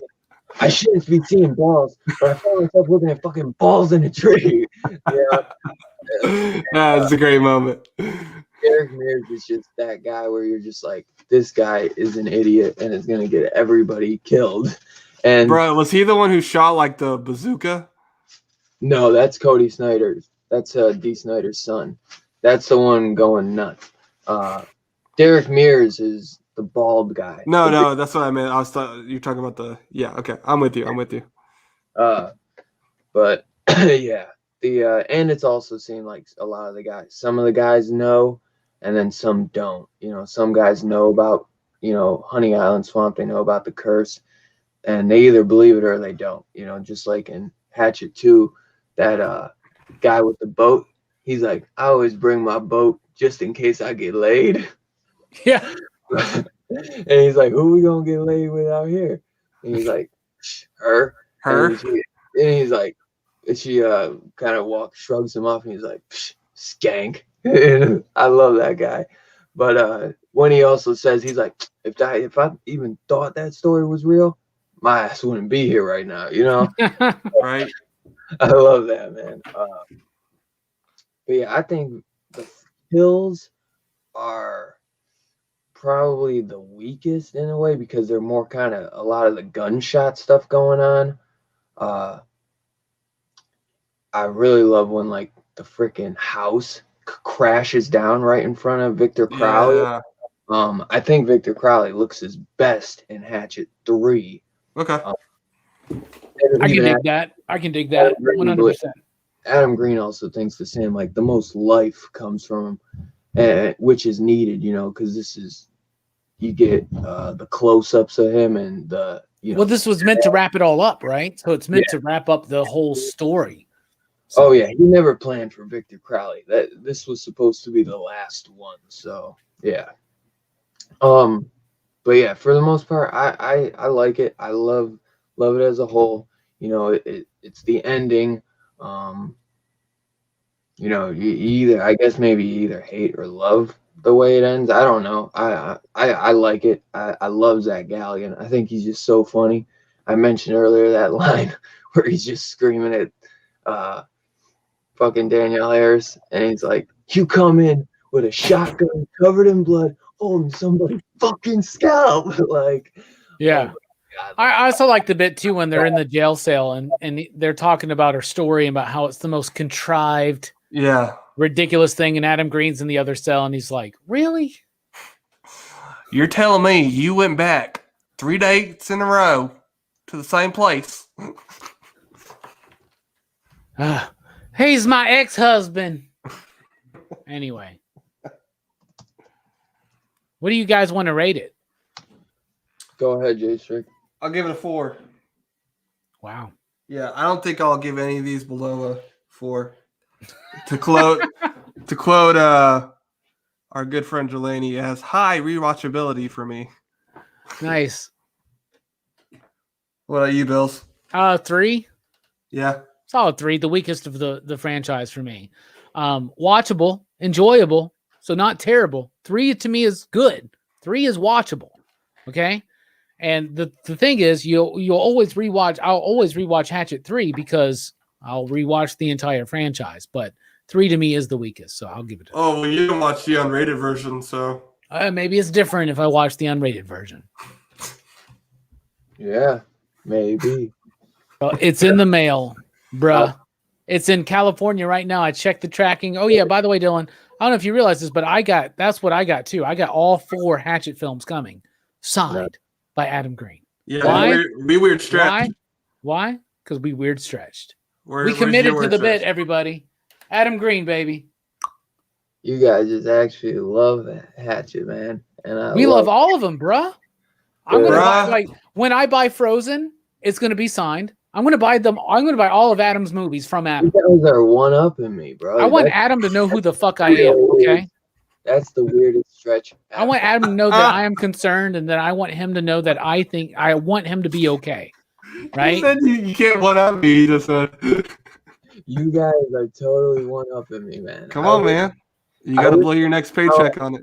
I wish I could tell 3 months old you that you were ordering signed Hatchet DVD Blu-rays right now. Do not underestimate a drunk Robbie at 12:30 in the morning.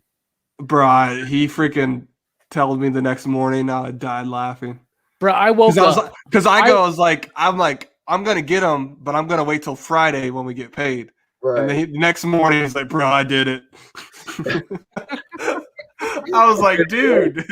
Yeah. I thought they might sell out. I also woke up one morning and I had joined like 20 fucking horror groups on Facebook. Oh, I just did that last night. And I was like, what? Oh, bro, we're probably in some of the same groups, man. Yeah. Dude, That's another cool thing about In Search of Darkness. They hook you up with like a Discord, like a special link, and What's a Discord? what is that? The Oh my Discord. Is that like FaceTime? He's doing a No, bit. no. He knows I'm what just it is. joking. He knows Dylan, what it is. what do you give Hatchet 3? What'd you say? I give it a 4. My man. I totally agree with Jay Strick. I would never give any of these less than a 4. I still absolutely love it. Because we're true Hatchet fans. Facts, bro. Big facts. I was just watching this movie the other day. Honestly, I didn't really have to even prepare because I've been watching these movies like nonstop the last like few months. My whole life is preparation for this. For this moment, for this 3-hour stream. This last like year, bro. We made it even better with you, Jay Strick. Yeah, man. For real, bro. Just so I know I told you guys in the beginning that he was a surprise guest, but he was a surprise guest to me as well. I didn't know literally till this. He's like, "We got a surprise, bro," and Jay Strick pops in the bottom screen. I'm like, "No fucking way." Love it. So now we are on to. Well, he comes out with the movie podcast, which I had mentioned to Jay Strick, but real quick, Zach, whatever his name is, in my profile picture right there. Yeah, it is. He's reading a book. It's Goodbye Moon, actually, that he's reading. If you look closely, so that's what I love about that. Oder is reading Goodbye Moon. The show. So I think he's like reading a book to Adam in the show. I didn't even notice that. That's dope. I love that you went with Guar too. I love that.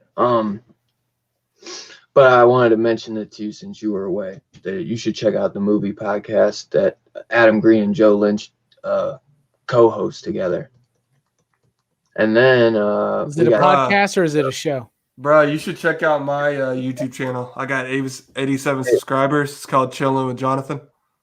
Chilling with Jonathan, chill with Jonathan, chilling with Jonathan, chill with Jonathan, watching movies with the Ponathans, and we feeling for the Lonathans, chilling with Jonathan. Alistair. Chicken and biscuits and gravy. Oh, Picking up the marrow. Jay Strick. Bro, which one was that? Digging up the marrow. I'm messing with you. We're almost done. We got two more. No. Yeah, I'm messing with you. I like digging up the marrow. I didn't research any of these movies. I just watched the list Robbie gave me. Really? So like I at first I was like, oh, this is actually like a documentary. This is cool. Yeah. And it's kind of sad. Like he has what's his face in the beginning of the movie, and he says that line. The lead singer from Guar that plays in Holliston. And then I'll be a monster when I'm dead. I was like, bro, dude, that hit hard. That hit different, you know? Yeah. But no, as soon as what's his face popped up, I was like, okay, it's not like an actual documentary. It's like one of those, you know, mockumentary. They're gonna film it like it is.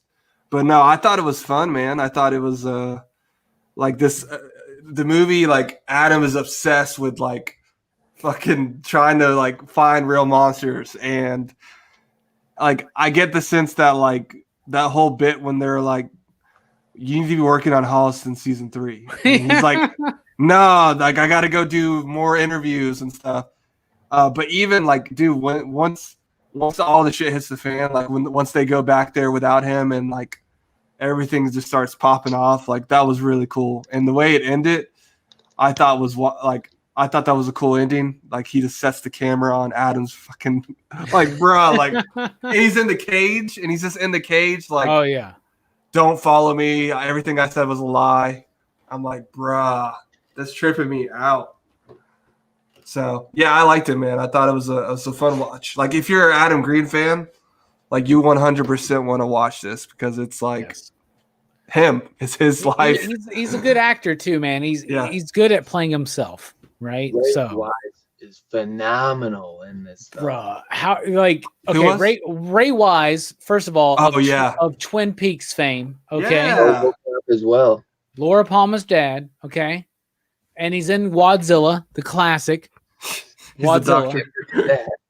I love Ray Wise. I love this movie. Okay, so just like Jay Strick, when I first watched this movie, at first I was like, "Oh, this is actually a documentary Yeah. that Adam Green is making about horror films and wanting to find real horror monsters." Like, I got fooled for a second, and then when Ray Wise popped up, I was like, "Oh God damn it! This is going to be an hour and a half long bit," and that's what it was. It was. But it delivers some really good scares, and yeah. we're beyond the age of the found footage film now, right? But this was a really good kind of Scream-esque version of that. Like, it knew what it was trying to be. It knew the rules of the found footage, and it like, but it worked. And I love how he's like trying to convince his editor and his photographer, and Kane Hodder that this is real and it's really happening. And dude, it's scary. Those bits are freaking scary. Like at the end when the monsters show up and they're running away, like that's pretty fucking scary. It's really funny. Ray Wise is great. I love that now Mick Garris shows up, and he's like, "Oh, is this guy's name Decker? Oh, dude, he's been after all of us. You didn't fall for that, did you?" And like, they're like, "Are you stupid?" You never know, but like, yeah, he goes, "I'm sorry, that was rude, wasn't it?" Like, right? But seriously, are you stupid? I love it, dude. I love this movie. I thought it was really good. Jay Strick messaged me today, and I was like, "Yeah, I haven't watched it yet," and he goes, "You're gonna love it." Yeah, and you were right. Really, you just know me. You don't fucking know me. Anyway, I love this movie, so I guess you do know me. I knew you were gonna love Spiral. It's artsy fartsy. By the way, one of my first serious girlfriends, I get introduced to her like beloved brother, and he goes, "Yeah, so I hear that you're the." He called me an art FAG. Okay, let's just say that, and I was like, "Wow." It's true though. So never mind. I think you more as a werebear. I want to be an otter, but it's okay. I want to be a wolf. Everybody wants to be a wolf. You get to eat those dudes that jump off the ski lifts. Like how I threw that back. Nice. We're weird stretching. We are. Let's go. Move on. What did you like the movie, Dylan? Oh man, I absolutely love it, dude. I watched this movie a lot, bro. Like I think it's really fun. I think Ray Wise is just phenomenal in it. I mean, such a brilliant performance, man. So mysterious, but you think he's like crazy, but I mean, I don't think he is, and I think the thing is either his son or he thinks it is, but the thing he's feeding with that spoon was in his dang thing in his house. Because Adam Green's like asking him something important, and he's kind of dodging it, and then he's like, "Wait, did you hear that?" And then he's like, "Stay on topic" or whatever. But he's in the house while they're interviewing him as well too. So he's asking him about his son because he dodges the question every time about his son. About who? He's like, "You never mentioned you had a son." Yeah. I love all the shit too about how like his wife, his producer, his cinematographer, his partners, they're all like so fed up with this shit, and he's become fascinated with it, right? So you're dealing with that too. Like Adam's going down this like, "No, this is it, dude. This is it." And then like, "We got a month till we're filming Holliston. What's going on?" He's like, "Oh, it's coming. Don't worry about it. Don't worry about it." Done. And he's just spinning all of his. We're going to Boston. So you notice that girl who's telling him that, Sarah Albert, she's like one of the. She's the waiter, right? She's the waitress. Yeah, she's the waitress. She also is like, I think she's like the office call girl at the police department in Hatchet 3. She's in like everything too. They've been together since Hatchet 1. Him, Sarah. It's Adam, Sarah, and it's killing me. I can't think of his name. The guy that films. Peter, Paul, and Mary. Cinematographer. No, the cinematographer. Almond Joy, Mounds, Butterfinger. Will Barrett. The editor? They met. Will Barrett is basically Joe Lynch if you think, because they worked at the movie, they worked at like Comcast Cable together, and they stole the equipment from work to create Coffee and Donuts, which was like the prelude to Houston. So That's dope. yeah, I've never seen Coffee and Donuts actually either, and I Me neither. I think he also did a short film called like Freddy and Jason or something, Kill Campers. Freddy and Jason get fingered is what it was. Yeah, fingered at camp or something. Yeah.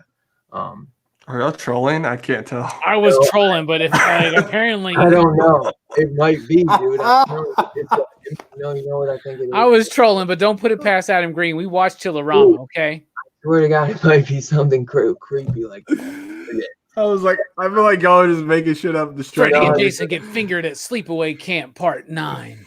I want to say, I can't remember, dude. I want to say that they like are gay for each other or something in it. Like, I swear to God, it's something wild as shit. We just nowadays call that in love with each other, Dylan. Dude, I'm just telling you how Adam Green said love is love, bro. Hashtag love is love. But I don't remember. It's some goofy short film that he did when he wasn't before he ever made Hatchet. I know what you're talking about, yeah. Alistair. But Alistair. I love digging up. But do you wish it? What would you give the rating, Jay Strick?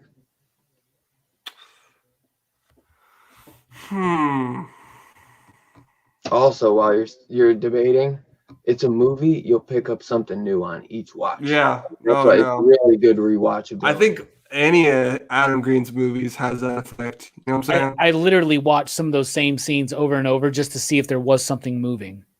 Oh, they were like, "There's no light. We can't." You know, and they're like, "It's like I don't like the night vision because it makes it all like green." I'll give it.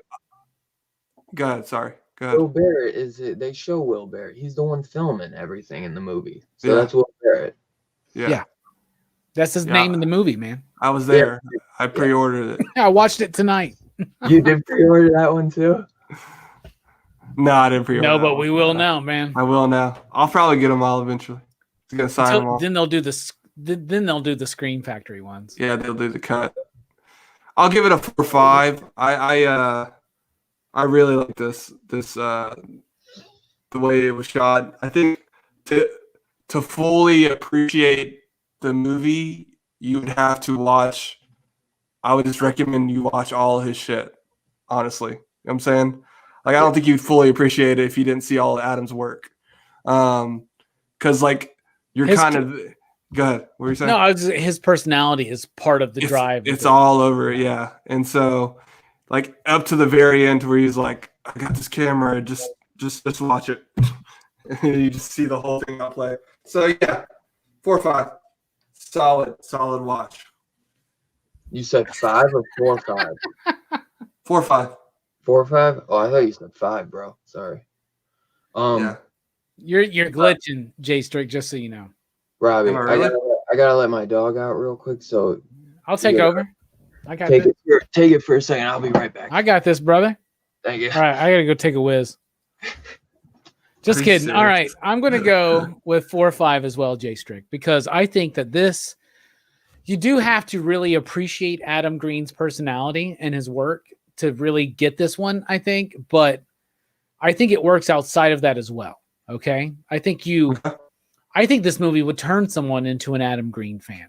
Okay. And in part because of his performance juxtaposed, one could say, against Ray Wise, who is such a brilliant character actor. Mm-hmm. He was Laura Palmer's father in Twin Peaks. And I still think one of the greatest performances on the small screen ever is Ray Wise in Twin Peaks as the grieving father, which, spoilers, he's the fucking killer. But he's also possessed by this forest spirit of Bob. Anyway, have you ever watched Twin Peaks, Jay Strick? Yeah. Bro. Have you watched the Showtime one, the new one? I haven't. No. I heard good things, though. When I finally finished Deadwood, when Dylan gives me a fucking break from watching all these Adam Green movies and shit, I'm going to finish Deadwood, right? And then I'm going to go to Twin Peaks. But I'm going to give it a 4 or 5 as well because I think it's one of the best mockumentaries I've ever seen. Yeah, I would like agree. It is very funny, and as a horror film, this is what I love about Adam Green. He's able to make movies. We always talk about this. We love these movies that are both funny and scary. Mm-hmm.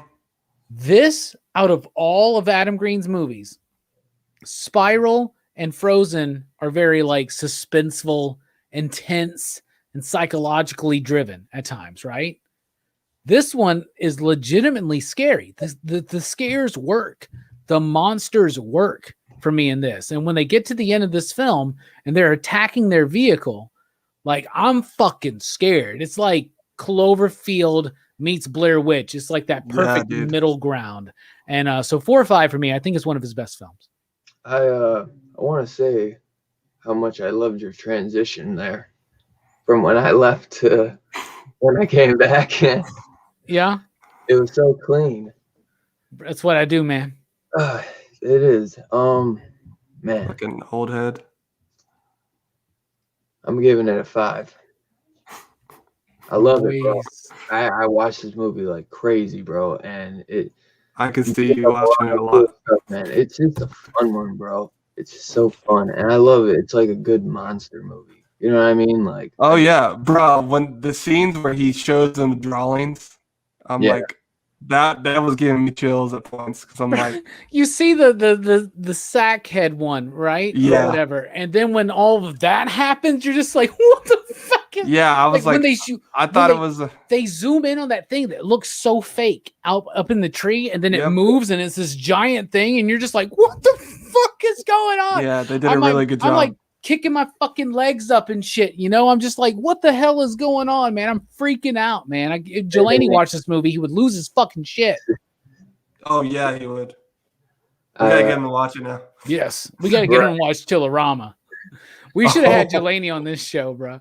Don't tell him anything about dicks getting bit off too. We would be here for 5 hours if we got Jelani, because he would have been just going on about how fucked up. You ain't kidding. Anyway, we should move on, right? We're getting close. All right. Victor Crowley is his last thing and his most recent. 2018, I believe. So really too long ago, man. A while ago. It's 3 years ago.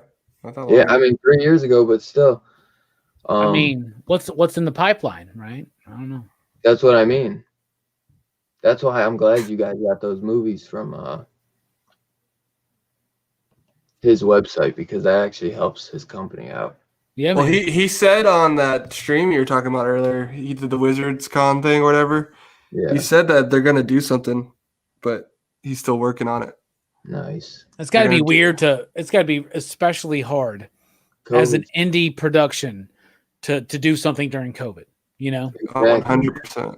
That's what he was doing, Scary Sleepover, and a couple of the episodes was like virtual, where like he's on a computer and Brian Quinn is on a computer from Victor Crowley from Impractical Jokers. Yeah.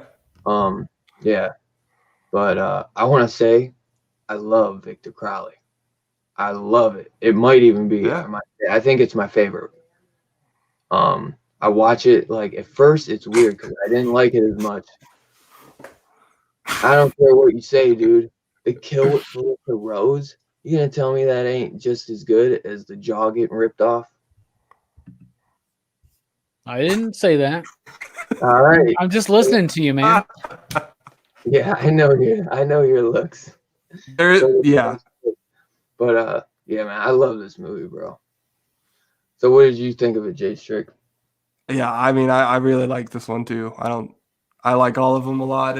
Victor Crowley, it's cool too because like this one's more, more present day to the sense of things. Like I don't know, there's in this one, I guess it was 2017, but they got the plushies and toys and shirts, so it's like it's very modern day to me, in the sense of like I Survivor.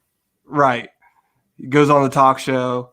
It has some really cool scenes. I love the scene where the fucking his house is like a museum in a sense, and the lights flickering on and off, and they go in there, to hide.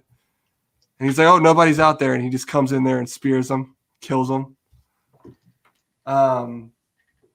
Yeah, I think I really like this one, honestly. This is probably, if I had to like rank them, it might be my second favorite. Same. So Yeah. I'm gonna go same. I mean, I think it's my second favorite. yeah, If you don't mind me saying, like, yeah. I really like the flow of 2, but it's got things I don't like about it. 3 is okay. 4 to me kind of gets back to the visceral nature of the first one. I love the bit where they're all stuck in the plane, the chick drowning as the, all that kind of stuff. Laura Ortiz is in this one, right? And like, she's a dime. She lives. She lives. This movie is really freaking good. I liked it a lot. It's got some great effects.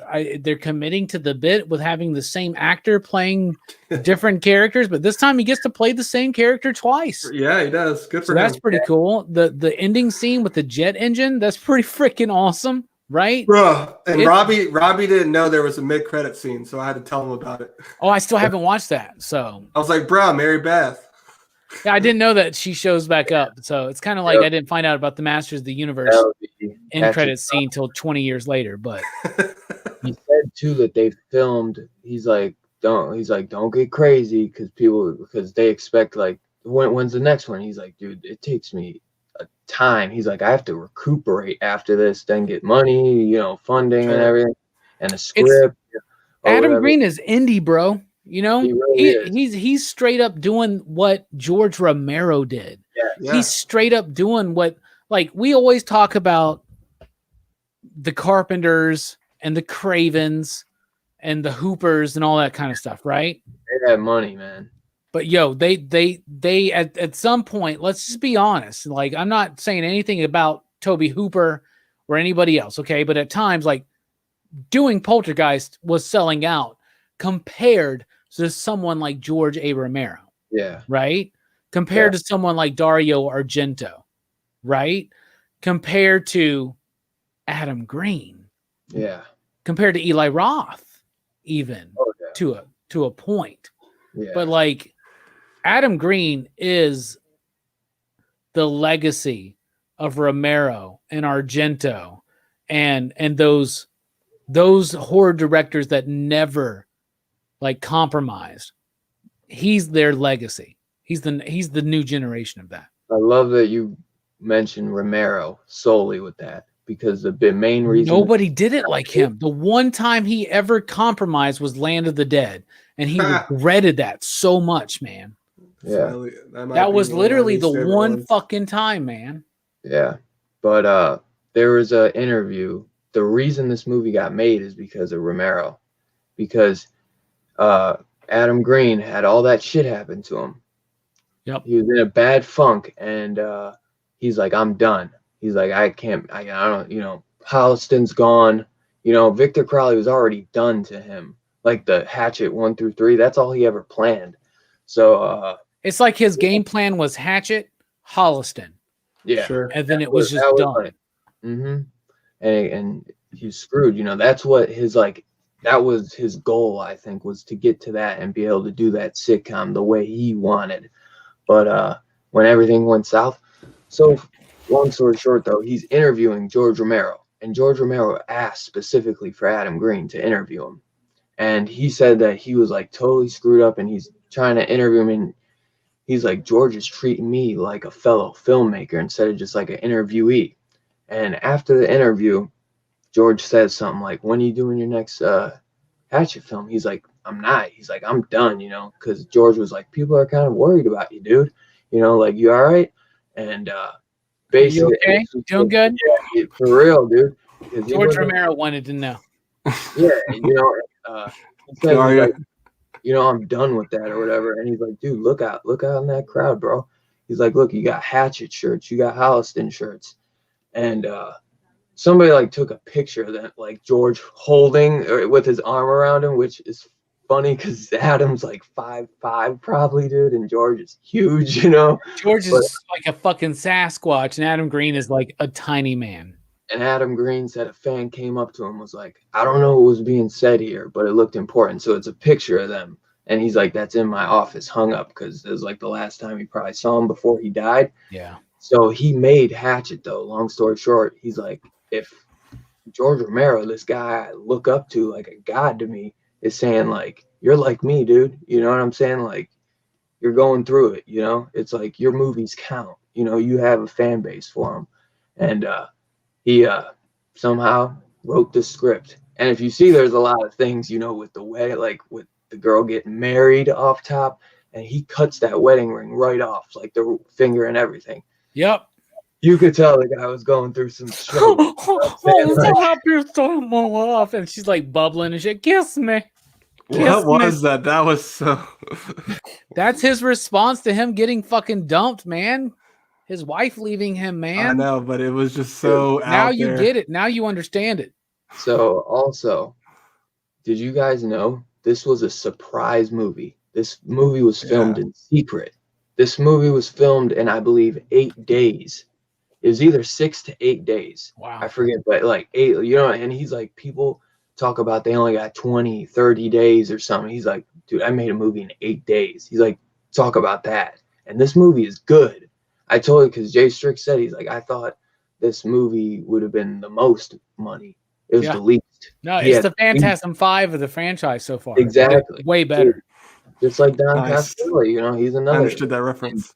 He's another one that doesn't compromise. He did it one time, he regretted it, and he never did it again. Yeah. Yep, because they screw you, man. They screw you. But yeah, I think this movie is great though. And for what, you know, like I'm telling you, 6 days. But I guess he did a surprise. One of those screenings where he's hanging out. He tells a story about him and George Romero, and they've just watched Hatchet 1, or I believe. And he's like, we got a surprise for you. Or whatever. By the way, here's part 4. Yeah, that'd be so sick, bro. It's almost like bringing Jay Strick in for the show, even though I promised you Adam Green. So, hey, sorry. I'll take it. But what if it was Adam Green, but Adam was still Adam? You know, Dylan would be stretching still. Adam, I gotta cut you off. I gotta take my dog out. I just want you guys to know this.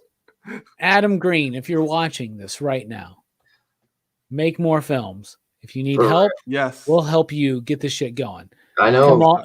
Come on to PCP or Dylan's Horror Show, preferably both. We'll have conversations. We'll kickstart some shit. You know you can kickstart a fucking movie. You know you got the fandom. Hit me up. He still does those. You guys, you want to know a weird stretch? I bought one of those topless Hatchet comic books. Like when I was in a really low position in October, post breakup, right? I haven't read it, but I bought a topless Hatchet comic book. Cool, dude. Probably the lowest point of my life, to be honest with you. Oh my God. So I'm going to put it in the right mystery box one day. You just wait and see. Yeah, put it in mine. Good old Herm's going to be on YouTube. Be like, yeah, I got this from Pop Culture Philosophers, some boobies. I gotta go let my dog, and I'll be right back. Bruh. I thought he was doing a bit. Was that not the show? Dylan doesn't know the nuance of bits. He does bits, but I don't think he realizes he's doing. We got ratings, bro. What the hell?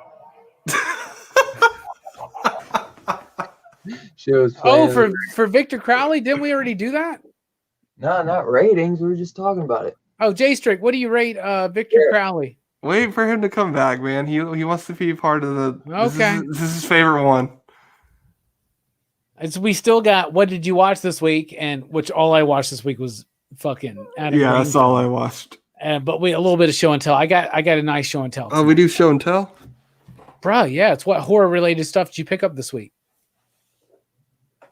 You didn't pick up anything horror related. No, I watched 20. I bought the movies. I guess I could show the receipt on my phone. I know you don't want to do that, but you can do whatever. If you pick something up, I know you got those turtles behind you. Y'all be doing 5-hour streams? Not typically, but when you bring on Jay Strick, this is what happens. When you watch Also, this is Dylan's shit. Is Adam Green, man. He was he's like, if we do this horror show, man, we do an Adam Green episode. And I was like, really? Like, you want to do an Adam Green episode where we do like a Romero episode or Argento or. But aren't you glad you did? Carpenter? now your love for Adam Green has been Yeah, well, strengthened. here's the thing. The reason why we did Stuart Gordon first is because I was like, well, before we do Adam Green, we're going to do goddamn Stuart Gordon. Okay. We did all the Romero movies this summer. Well, we did the zombie movies for horror. Oh, I guess you're right. Yeah.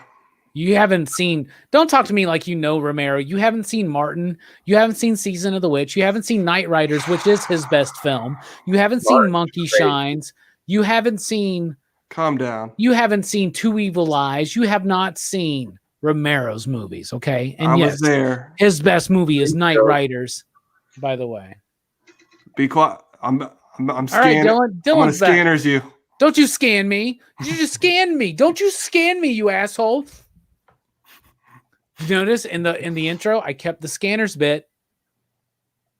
That's an Adam Green nod. I kept the scanners bit. I'm gonna have to go back and check that. What's your rating, J Strick? 4 or 5. Yeah. Nice. I'm tired. Hold on. I got stuff to say about this movie. I like this movie. It's a 4 or 5. I like obviously there's many reasons why I like the movie, but obviously Laura Ortiz is in it. She's the main character. She survives, which makes her one of 3 people to survive. Victor Crowley. Yeah, a Hatchet film, which is like impressive because everyone usually gets got. And we didn't even talk about him. Freaking what's his face? The Dylan guy. He was funny, man. He was hilarious. I was like, you can't forget Dylan at the end. Bro, he's kind of like he's a dickweed, and he's got like the scarf on, like he's Fred from Scooby Doo. Yeah. You know, like he's just like, bro. And he's got some level of game. He does. For some reason. And the way he dies is like, we would have beautiful children. Hero. Yeah. He's selfless, man. Like people are kind of treating him like shit at times, and he's still like willing to throw his life on the line for a kiss. You know what I mean? Like, bro, wouldn't you? No, not for a fucking kiss. Yes. For Laura Ortiz? Yeah, I love to. When I'd be like that dude in Chillerama. I'd be like, well, I'm about to die regardless of my decision here. So fuck it. So don't you love though when like he doesn't even make it to go outside and Victor Crowley already kills her and he looks at Laura like, can we still get married? I tried. And I just love it. I love the scene where they're trying to leave the plane and they get out finally, and then he hears Daddy. He's like, get back on the plane now. Because like I know what happens next. We're all about to die. Yeah, it's a 4 or 5, man. It's if I had to rank them, I'd probably go 1, 4, 2, 3. I agree. I think that's a good order. I agree. Yeah, that would be mine too. But actually, it's so hard, man. I might go 4-1. I'm telling you, you can't disrespect the original like that. One's the best. Plus, Mercedes McNabb, who played Harmony in the Buffy series, is in it, and she's, you see a lot of her. It's really nice. Yeah, I guess that might where it beats it at where Hatchet 1 wins. Whatever. Because there's no tits in. I just said that for comedy, y'all. I just want you to know that if you're watching this and you're like, "What's wrong with Robbie?" I just did that for the bit. It's a comedy. It's just. Are you okay? Dylan wanted me to check on you, Robbie. I've been okay. I'm up and down this week, to be honest with you. What? Anyway, I'm going to go 4, you digs. Same rating I gave Hatchet. Bruh, I was there. If I had to rank them, it would be 1, 4, 2, 3. I think this one's pretty solid. I like it. It's a great reinvigoration of the franchise. Keep Laura Ortiz in as many Adam Green films as possible. She's got a charm to her. Yeah, I really, really like this film. You can even bring in the next one, the other chick from Holliston. Victor Crowley is better than the Hatchet sequels. Bruh, Dylan's not the real Adam Green fan. He doesn't have the playset of Hatchet movies signed by Adam Green. He just has Victor Crowley. And we got them coming. Yeah, we weird stretch. Didn't buy anything out of our box. Just got some new Blu-rays. Yeah, Speaking of boxes, you almost got yours canceled the other week, so you might want to get your comics soon. Oh, all right. I'm just messing with you, man. But I told him before, but I'm just messing with you, bro. Loads on money. Bro, I think Robbie froze.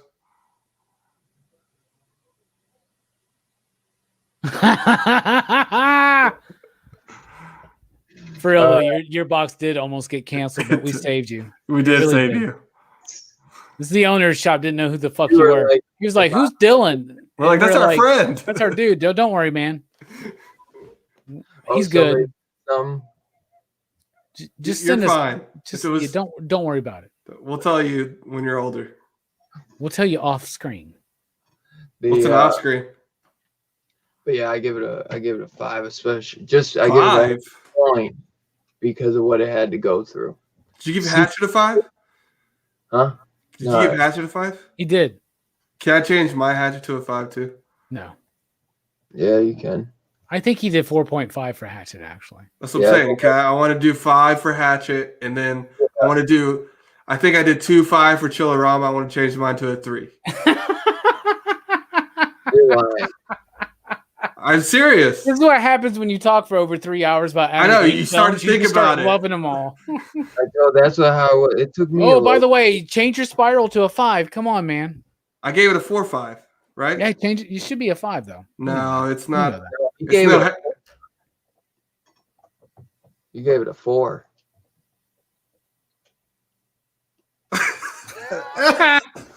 Really? Anyway, I'm gonna just change all my numbers real quick. Hold on.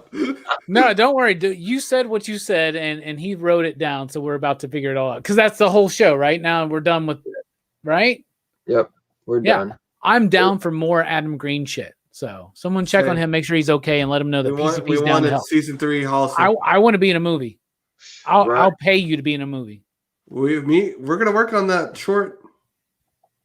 Shin pads? Bruh. No, okay. I got so inspired by Adam Green, this whole revisit. Adam Green is so unapologetically a fan of horror movies. And I had some ideas for some short films, right? And I shared a couple of them with Jay Strick and Mike heard a couple of them already, but like they thought they were good ideas. I just the other night came up with a new idea called See-Through that is fan-fucking-tastic, and I'll tell you about it, Jay Strick, when I see you on Monday. I don't care as long as I'm in it. Yeah, but you die. Just a cameo or what? You can't kill the Asian guy. We live now according to Hatchet movies. Not my movie. Anyway, Adam Green has inspired me again. I want to finally fucking do it. I want to make a short fucking horror film. God damn it. And I got 3 ideas and I want to fucking make one of them happen. Chillerama's a 3, y'all. That would be awesome.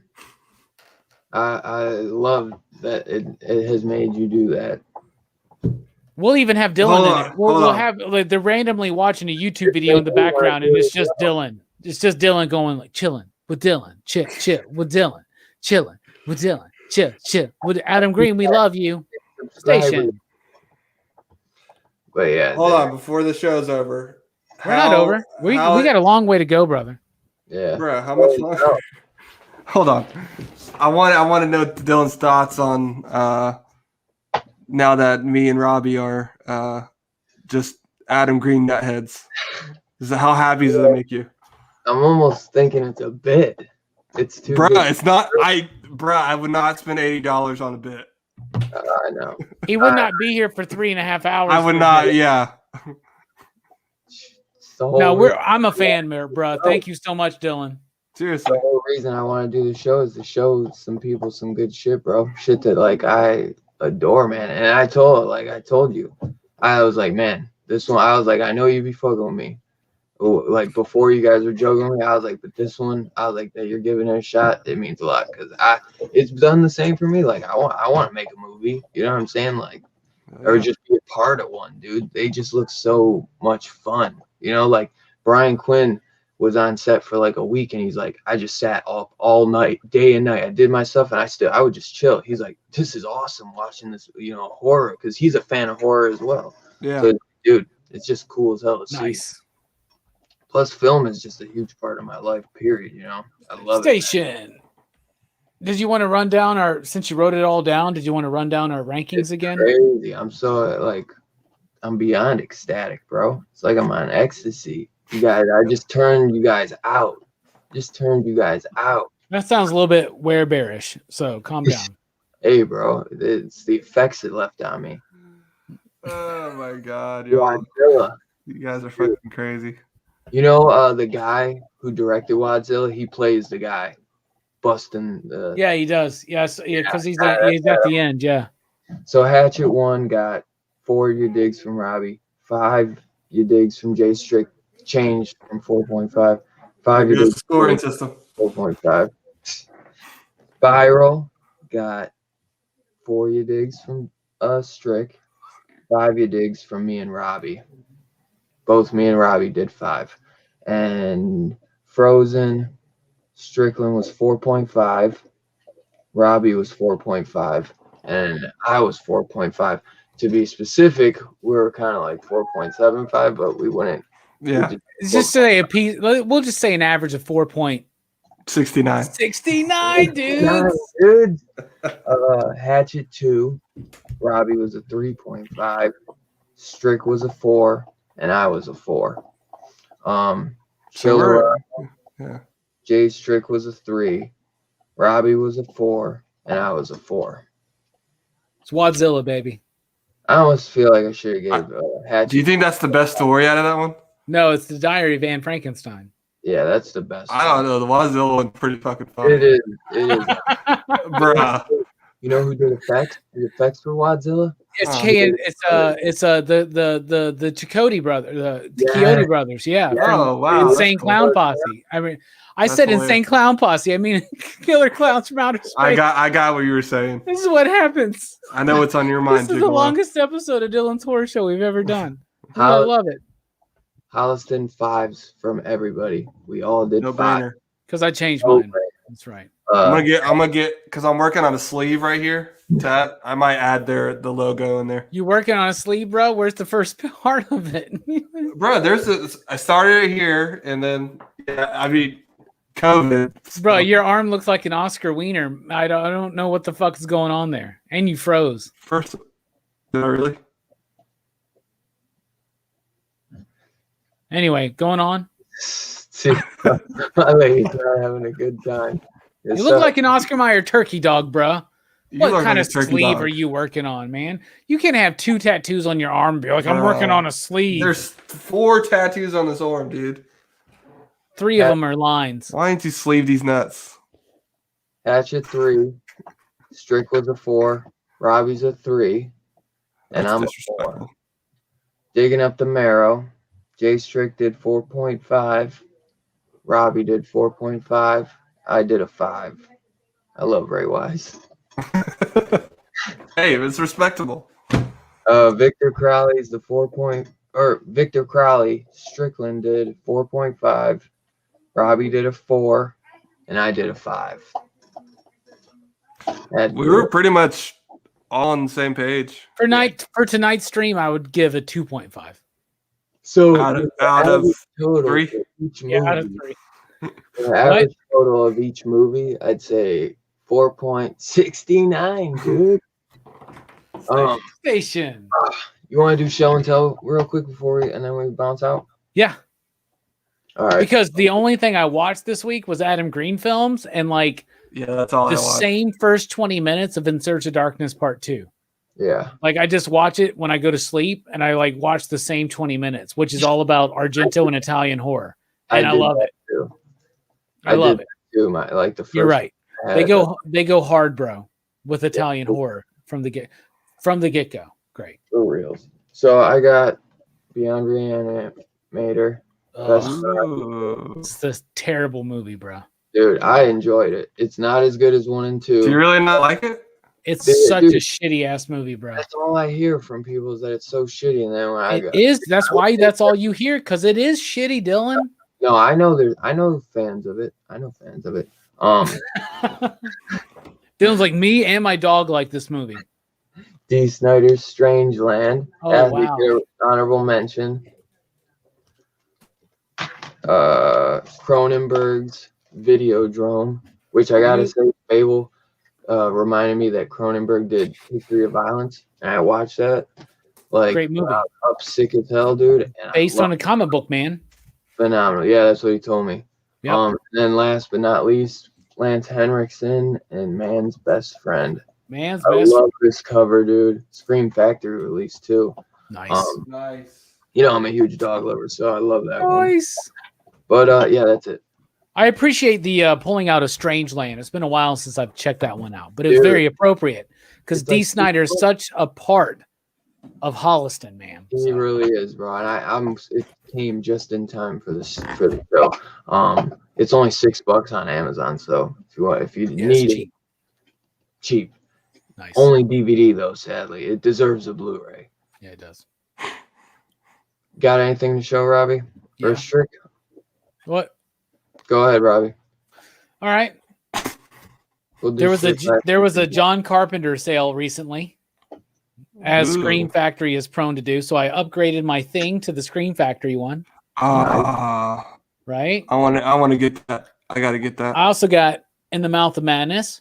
Yes. Because Nice. we're covering this in March Madness on PCP in 2 weeks. Next week starts March Madness on Friday with The Cell, and the next week is In the Mouth of Madness, and then Texas Chainsaw Massacre, and then Event Horizon. If you noticed it, Dylan, we timed the Event Horizon movie review the week of the Scream Factory release. Sweet, dude. Sweet. To round it up, we got Prince of Darkness because I think we're covering that here in 2 weeks. Yeah. I think we're doing it the day after we do this. Yeah. So That's there you gonna be go. an awesome double feature, dude. Got the newest issue of the Vampirus Carmilla. Very classic old school horror, right? Nice. I got that. And I got the newest issue of Scream with a creep show a little bit and a bit about the Reanimator. So Nice. had to get that Scream magazine. And I just got this today. I got my NECA Leatherface love that Texas figure, dude. Chainsaw Massacre, baby. I hope they do a suit one, but that one is incredible, isn't it? Yeah, I got it, man. That one is cool. I Hell love the yeah. cover too. The box art, that classic And, cover. I love it. And the last thing is last night we did Meteor Man, our movie review, and shout out to Mike who got me the Meteor Man #4, which has Night Thrasher. Oh, nice. He just randomly brought it to me yesterday because J Strake wanted him to come by and check on me. So he brought that as well. And the coolest thing is on the back of this Scream magazine, it's got an ad for Arrow. And I didn't even realize that they had done an Arrow release of Heathers. So apparently they have a sale up to 70% off. I think So I'm in danger.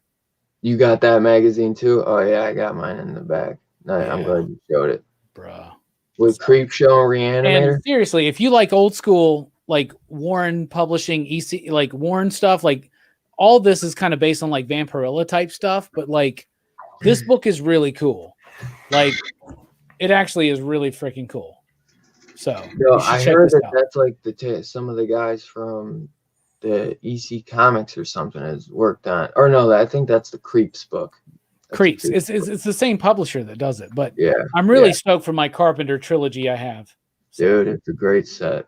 Great set right There there. you go. And so You got that any- means that somebody's getting my Thing Blu-ray, so I guess I'll pass it on to Brooks because he doesn't buy movies really. Maybe Dave Strick wants it. He already has that one. I'm Oh sure. wait, no, he wants the special features. Yeah, I'm a special features guy now. That one's got like You a should have got whole- it when there was the Carpenter fucking. You can still get it. I think I saw it this morning. Yeah, They were you on can sale, get it. man. Though. Yeah, that's what he means. They're on sale. But, I noticed that sometimes it's like cheaper to get it on Amazon. Well, when It is, Screen though. Factory has a sale, Yeah. Amazon will usually reflect those prices because Amazon wants to guarantee the best price. You know what But I'm saying? it'll be like $5 cheaper on Amazon. Sometimes. Yeah. But like, for instance, Escape from LA, which I got on Amazon, was cheaper than on Screen Factory. Gotcha. And then Amazon, if you have Amazon Prime, you get the free shipping. Yeah. But I did a Shout Factory order when they did their big sale, and it takes them longer to ship. So Yeah. I'm very excited for when that comes in, because let me tell you guys, it's a really great haul. Dude. And the only movie I'm going to tell you that's a part of it is Cobra with Sylvester Stallone. So, Nice. Oh yeah, I was gonna get that on there too, but I was like, it's. It was like fucking like $6 or something, bro. It was like so cheap, man. Oh, see, when I saw it, it was like 12. So I was like, it's the same. It's like the same price on Amazon. I was like looking at prices on Amazon, and whatever was like a lot bigger than, you know, like a big difference on Screen Factory, I was gonna get that on Screen Factory, and I was like, I'm gonna just get the others on Amazon because they're the same price. You know what I mean? Some were like really close, and some were a lot different. You know? Nice. So it's like, I'd rather get them now when they were the ones that were the cheapest, instead of paying $30 on Amazon. I'll get them for 15, you know? I'm wondering if J Strick has anything for show and tell other than his Hatchet receipt. I got like 2 things I can show off. Go ahead, brother. This comic came out this week, Stray Dogs. It's really good, actually. And here's the Silence of the Lambs cover, obviously. I love it. Had It to was cop. really good. Did you like that book? I did. It was dope. My favorite horror reading this week was that, and I Breathe the Body #2. Did you read that yet? I like I that. didn't get to read it yet. It's good. Clive Barker meets The Social Network. Pretty much. I got it. It's like the grossest comic you'll ever read in February of 2021. Yeah, I can't wait to read that one. I really my shop had the last copy. He's like, he's like, I couldn't remember if you wanted it or not. And it was the cover, the horror homage. I was like, dude, you not only had it, but you had the cover I wanted so bad. So now I've added that to the poll. By the way, we got like dozens of that. I was gonna say, if you never get it there, we got you, man. We get everything. I feel so bad when people are like, yeah, that was the last copy. And I'm like, dude, we got tons on the fucking shelf right now. Yeah, we got spoiled. Yeah, I was having you add it to my box if he didn't have it, because I didn't expect him to have it. It was a total surprise. Anyway, he told me on the phone he didn't have enough copies, so I was like, I had asked Robbie too. I was like, will you have extra copies? He's like, oh, no doubt. Usually, that's why I usually just always ask you. That's why I got a box of stuff, and I'm like, I just keep stacking. Dylan asked me, he's like, are you guys gonna have cover B of Stray Dogs? And I was like, yeah, bro, we got all the indies. We're a real store. I know both of y'all got this one, but I also have it. Have you seen that face glow in the dark yet? Yeah. It's sick. God. It's sick. The green one glows in the dark so brilliantly, man. It's great. Really? Damn. Yeah. I love it, man. It's so cool. I didn't know y'all did show and tell. I would have prepped better. I thought you watched this show before. Bro. I haven't watched the whole show. No. I'll usually pop in for like 30 minutes. No, it's just whatever horror stuff we usually pick up or just want to show off. You know how it is. So maybe related to the movie.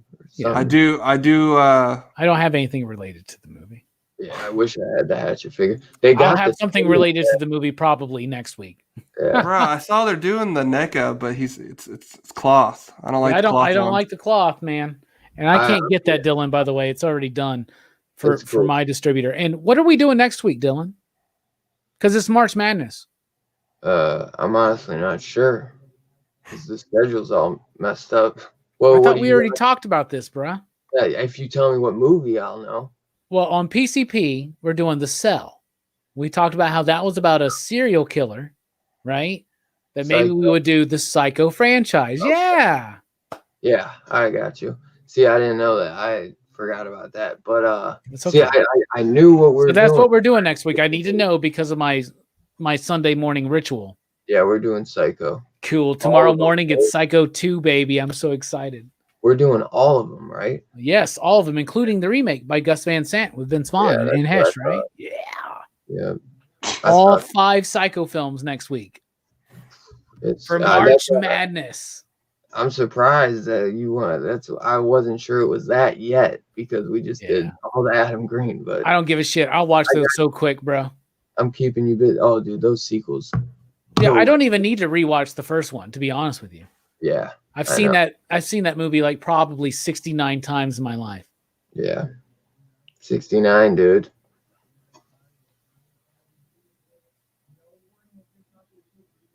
So you got anything going on this week you want to mention before we head out? Yeah.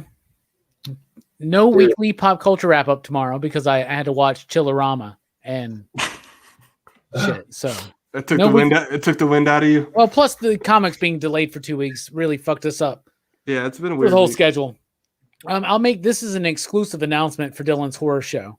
We're done with Talking Comics Live and the top 10 comics of the week. It's done. Oh wow. Yeah, I have to make some cuts. I'm wearing myself thin. So Yeah. I have to make some cuts, and that's the cut I'm making. So there you go. Rock and Robbie Live tomorrow night, though, 7 p.m. Central Time. It's going to be fun. We're going to be talking about comic books, movies, and a whole lot more. I got tagged in this thing on Instagram by Dylan and by Fable to give my top 5 favorite movies of the year of my birth, which is 1981. So I'm doing that tomorrow night on the stream. It's going to be a fun show. Weekly comic book review will hopefully be on time this week. And then Thursday, we've got Rom V on the channel in conversation. That's sick. That's Thursday at 1 p.m. Central Time at Pop Culture Philosophers. Friday night starts March Madness. We're going to be revisiting The Cell. I'm very excited for that. Jennifer Lopez, Vince Vaughn, Vincent D'Onofrio, directed by Tarsim, a very underappreciated movie, in my opinion. And then continuing March Madness on Dylan's horror show the next night with the Psycho franchise. Station, everybody. Thanks for joining us. Station. We're all so wasted. Dude, thanks everyone for hanging for so long.